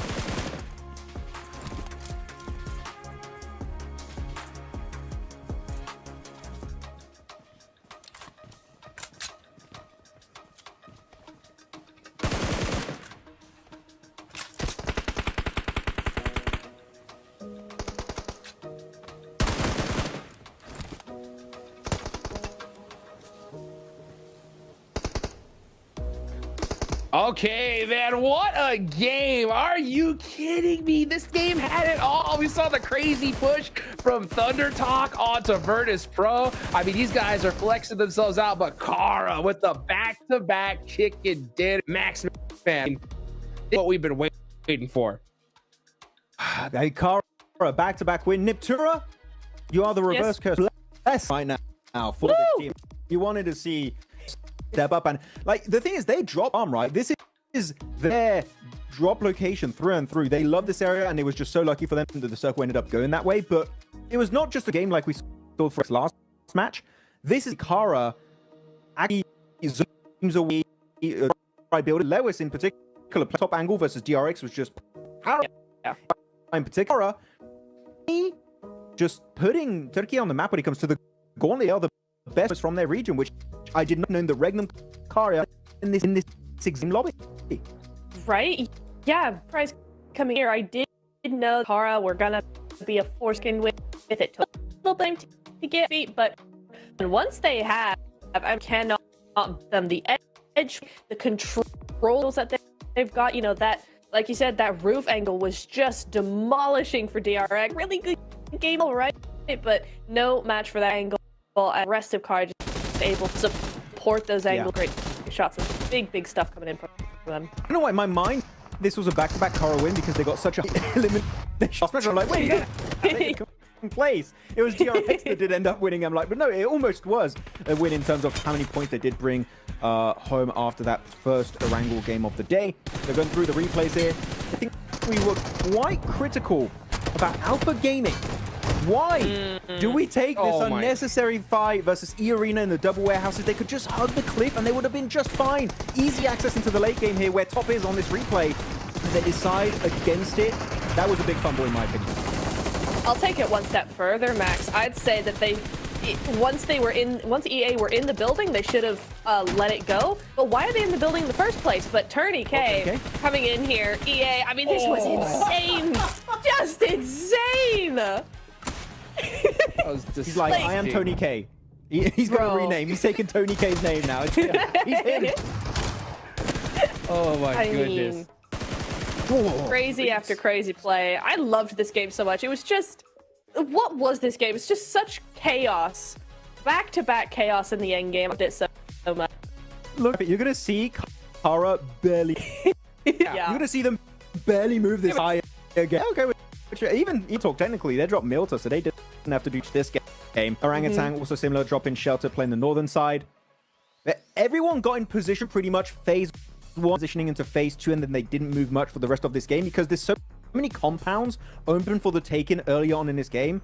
They just go there, play it for as long as they possibly can, and hope the circle does eventually favor you towards the end, which it did for Kara. Actually, Kara did do a really nice 2-2 split there. You did see for a second that 2 players north of the road, 2 players south, to just keep their options open, Iptura, and here clearly that was a position that enabled them to get easily into the later stage while really taking no fights at that point. Yeah, it was really nice because they were able to regroup and know when to regroup as well. As soon as DRX started making too many moves, they were like, you know what, it's not worth it. We're going to go over here. And it really did work for them because look where that zone takes them. It doesn't take them out that compound hardly at all. Only until they're up against just one player left did they have to move out of that compound. So really, really worked out in their favor. And 21 points. Remember, they jumped 7th to 4th place after the game. Now with 21 additionally, where on earth is that going to put them now? Oh my, it's ridiculous. I mean, yeah, they had 5, now 21 at 46 in 2 games, Max, man. Wow. I mean, this is ridiculous. I mean, even their talks probably gonna worry about that sooner. They get another game like this. So what a crazy finish for Kara. I mean, Thunder Talk had that crazy push, right, onto Virtus Pro. My question is to you, Max Man, right? Do you think they do that if they're not in first place with such a big lead, or do you think that is just so typical Thunder Talk at this point? I do think, Hodges, there's a certain level of we've made it, let's have fun with it. No, right? Again, we know. Oh, by the way, congratulations Leo from Kara being the MVP. Always surprised. Probably going to be MVP of the day to be completely. But yeah, look, I think there's a certain level of like made it, be comfortable. Let's just try and flex out possible and just not secure their positions. Playing very aggressive, which actually kind of hurt them right now because they lost 2 players to Aaron. And of course, we did have a Tony K coming in from the arena, also getting the clutch. Maybe they're getting almost comfortable. They're doing some big plays, but you know what? As of right now, it's enough because they still are first with 111 points, 3 wins. Thunder Talk, yeah, they're done. They're in. You're the first team in the Gnolls alongside Vampire. You did it. So good. So good to see. I love that play. It's chaos, and I want to see, honestly. Dude, I mean, just look at Kara. 3rd place with 76 points in total. Like, again, in the 2 games, they have outperformed these teams in their entire day's performance, Max. How crazy is that? And they were in the middle of this. It's been a quick comeback story. Kara, they're still quite a bit away from Thunder. They've just been so damn consistent as a team. But you know what I do want to highlight is the fact that RA are still holding strong onto that second. Right, of course, they're currently tied between 3rd place between them and Kara. This, you would have showed genuinely at the start of the gauntlet and say, this is what we're going to have at the halfway point of that. Say, there's no way. This is a big, like all the other, and a lot of the teams that are rising star effective regions are at the top. What is going on? PMGC so naked and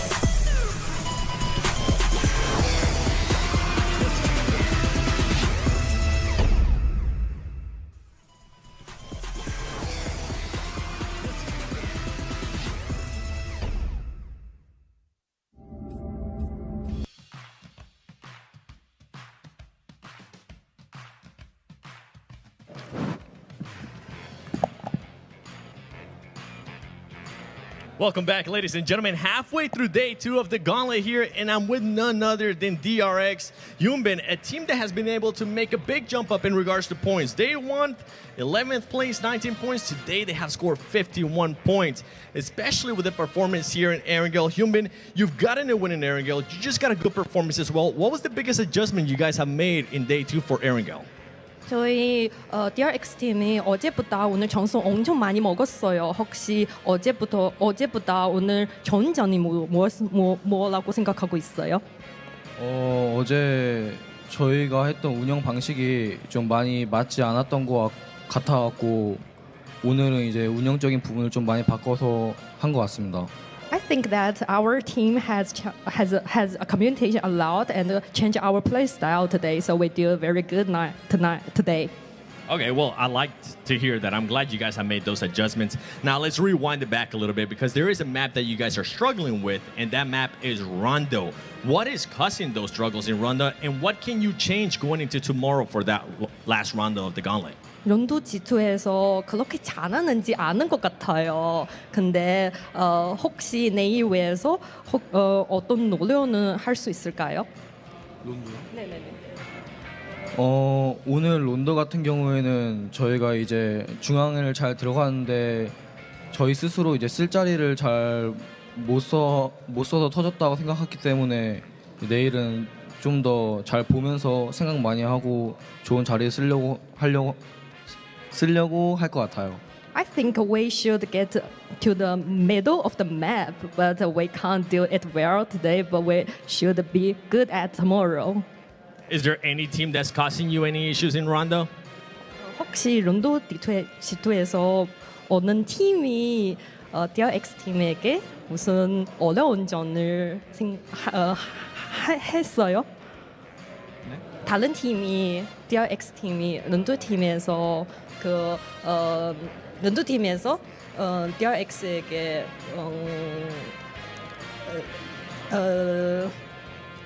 In like the rotation or anything like that? 싸우는 거 아니면 그냥 DRX 팀이랑 무슨 어려운 저희가 어려운 네네네 론도에서 네네네 그냥 저희가 쓸 자리를 잘 못 찾고 다른 팀들한테 여러 번 맞아갖고 죽었던 것 같아요. I just think we can't get our position in this map, so we will be better now. All right, well, I'm hoping you get that position tomorrow. You guys are currently moving up that leaderboard. You're only 1 point away from getting into that top 7. That might happen. Thank you so much for your time. Back to you guys.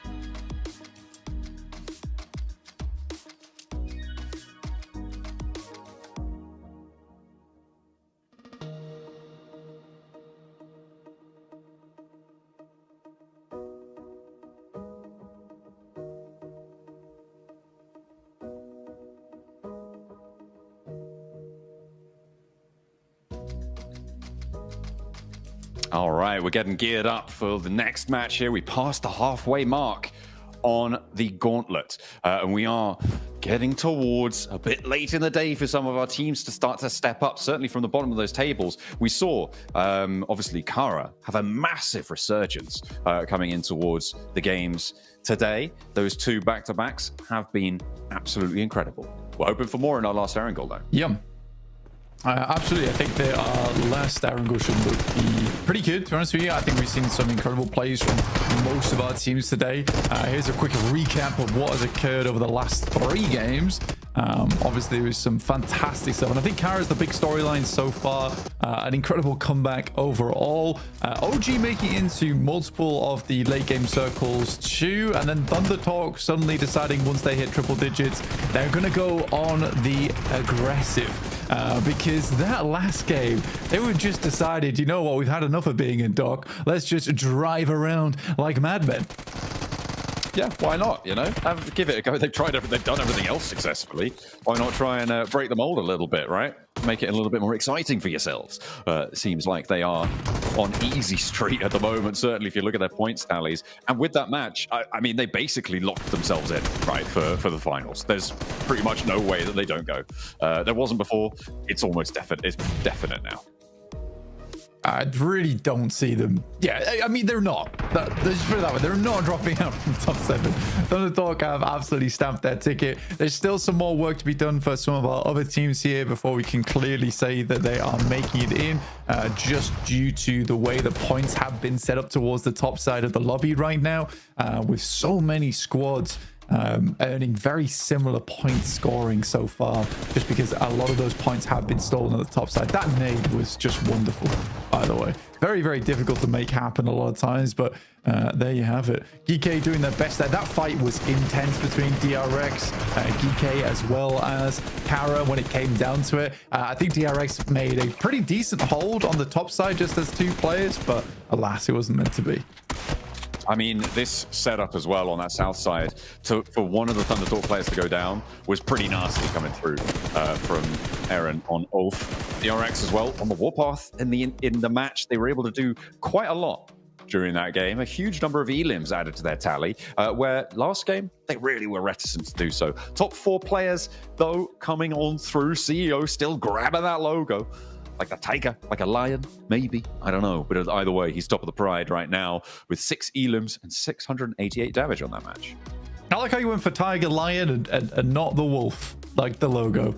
But yeah, it looks more big cat than big dog, but either way, he's simple. Yeah, I guess so. Kekse from DRX at 1,000 damage done total, which is not bad at all. Revo, despite, you know, Alpha 7 not being in a lot of these games and kind of doing a little bit worse for wear today, still up there at 791 damage done total. But yeah, I think for Kara so far, just an incredible suit of games overall today. The 19 elim into, not quite getting the chicken dinner, into just getting the chicken dinner. Really does take the cake there, though. Very, very fun stuff coming through. And Thunder Talk with their back-to-back at the start of the day.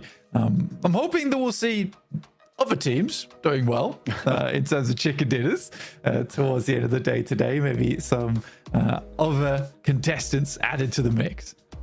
I mean, it's still very possible for anyone to jump up towards that boundary. It is starting to get a little bit more unlikely for teams like GK, who are currently very much lagging behind everybody else, to see what they're going to be able to go for in the rest of the matches that they have. But they still got half of the games they have left to play. They've still got that opportunity, and it's now that they need to dig deep to push themselves a little bit higher up. 7th place is still achievable, even from 16th right now. And you do not want to be getting pushed down towards the league stages with the rest of everybody else. It makes it far more unlikely that you're going to be able to nab yourself one of those finals spots, which is what everybody's looking towards. Yeah, I mean, it is quite generous as well, the top 7. Even if you do just marginally better than some of our other teams towards the middle of the pack, you're likely to get in towards 7th place here. Obviously, you'd like to be a little bit higher than that to really secure that position. I think Virtus Pro, from yesterday, I said there was a bit of method to the madness for them, but today it feels a little bit more madness than anything. I mean, there has been some decent plays, and they're still making it towards the top side of those lobbies, but I think that, you know, that messy style isn't quite working out anymore, and I think that reliance on just gun skill, mechanical skill, doesn't quite work here in an international lobby. So I'd like to see a little bit more out of VP. And again, it's also understandable because you look at that team, and after they go down, they are very much upset about it. I think they understand more than anyone that they're not playing up to scratch. Yeah, it's going to be noticeable from within their own ranks. They're not blind to it. It is the sort of thing you do need to keep under advisement. Taking a look at some of the utility used during that last match. You can see able to do 2,100 damage for Kara. I mean, seems to be fairly chill. As you put their games back to back from day 1 to day 2, you can see it's a big improvement coming on through here as they step on in to the limelight and really take up the majority of the stage. DRX getting 2 big back-to-back games too, Blank. I mean, we talked about their first match not being super strong. They still did get a chicken dinner. And here, they were able to back it up with the elims. So a little bit of that worry that I had before is slightly assuaged for the South Korean squad. Yeah, again, I mean, I think for their second match of the day, you can't really fault it too much. Yes, it's not a gigantic game, but again, what can you do? You get that central position. I think you just have to hold on to it, and you don't want to flex out too much and allow teams to get in later on. So you just have to do your best to play that 4-man split, hold all corners, and make sure that you're the only team left inside of those buildings towards the end game. So yeah, it's not terrible from DRX at all, but yeah, they definitely were able to pick it up in that second game that we saw on Erangel, which felt a lot better. And like you say, I think definitely a lot of those worries are now gone. But we're heading in towards our 4th and final Erangel of the day now here on day 2 of the gauntlet. We're really heavy south plane path as well, Blank, to kick things off for our last Erangel today. It is all the way down to the south side. Is this the time that we see the C block hot drop keep coming through? GS, are you going to go back down there? See what you've got in store. Alpha Gaming, very likely to be taking up residence in that C block. See just what happens. Looks like GSL a little bit earlier. Not going to get super stuck in just yet. Maybe actually spreading out quite a way, grabbing those vehicles first. Yeah, I mean, they played this last time as well, where they kind of played on the western edge of Sosnovka and just preferred to play that one out and just gave Alpha Gaming Sosnovka in general, which seems to be working out for them. I mean, they can certainly play that position and get some good vehicles from there and loot up. It's a bit more of a split drop for them, but to be honest, I think come day 2, again, we talked about this earlier, is that I think they realized that APG is quite a stubborn team, despite them not looking extra hot in the tables. You'd rather just not fight them if there's another option available to you, which there absolutely is with this western drop for them. But yeah, this is one of the harshest circles here on Erangel, very much far on the south side. We'll see where the circle pops up to, directly over towards Yasnaya. So there's still a possibility to move out. Alpha 7 going towards their secondary drop spot in Lipovka, which is absolutely fine for them going forward. I'm curious to see how R8 plays this one out, because they'll maybe go over towards South George with vehicles and then wrap over the top of Severny potentially. I think that would make sense, or maybe not all the way up to Severny, yeah, but towards the Stauber foothills, across that shooting range hill area. Definitely potential for them. There's King for Thunder Talk, getting on the road, dropping around Milter, surrounded by quite a few teams here, Blank, so it can be treacherous, but looks like they've given themselves a wide enough berth from the teams that surround them to be able to find those through roads. So take a look at our top 5 elims. This sighting sat at the top there. CEO very close behind. I mean, sighting has been a real big blessing for Thunder Talk.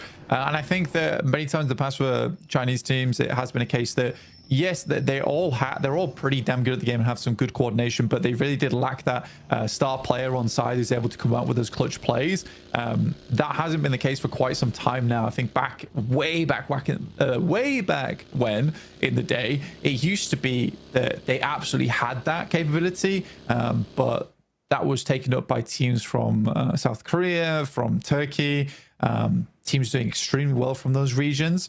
But here, I'd say Sighting is just a really, really nice player to have on team, where he's just got these big clutch moments. They're able to get them out of these sticky situations they sometimes find themselves in.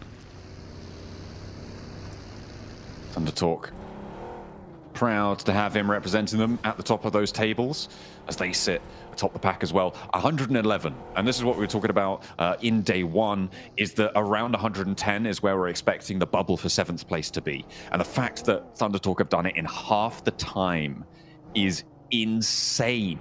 To be able to get that far that fast, it is pretty much unheard of, certainly not in a very, very long time for a team to stretch out this far this early. So we are glad to be witness to it. Let's see who can keep up the pace as well, because we've got 3 teams now in that 70-point boundary, with Kara joining RA and Mad Bulls up in 76 points and actually vying for second place completely. Yeah, I mean, it's good stuff. I mean, Kara right now, the fact that they went from kind of being like towards the bottom of the pack to suddenly now challenging out R8 for second place is just nasty work from them over 2 games. And it just shows how quickly that these things can shift around if you just have some good games. OG currently topping the pack when it comes to the main peloton underneath here. 52 points chasing with Virtus Pro. But yeah, OG being at 61 is a pretty solid place to be in for them going forward. But they still need to keep putting up those points if they want to stay ahead of the rest, because people are starting to catch up now. It is necessary to keep pace going. Unless you've done what Thunder Talk have done. They could basically sleep for the rest of the tournament and probably be okay for the finals. At this stage, Wolves spot GS trying to make their way across this western bridge from the military island, but they're not quite able to find any knocks, and now Batten under a lot of pressure, a lot of players bearing down upon him, and he will not be able to pass that one off.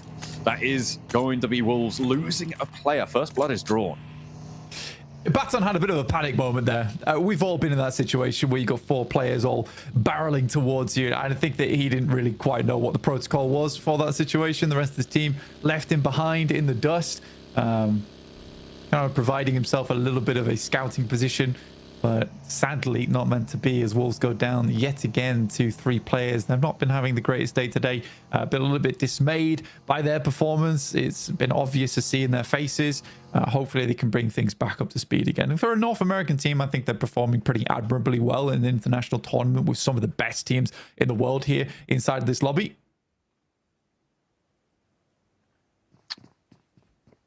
It is a big set of representation to come up against in this lobby. You're right. It's literally the best in the world at what they do here for PUBG Mobile. These are the regional toppers, the teams that came out ahead of everybody else. Everyone here is a champion in their own right.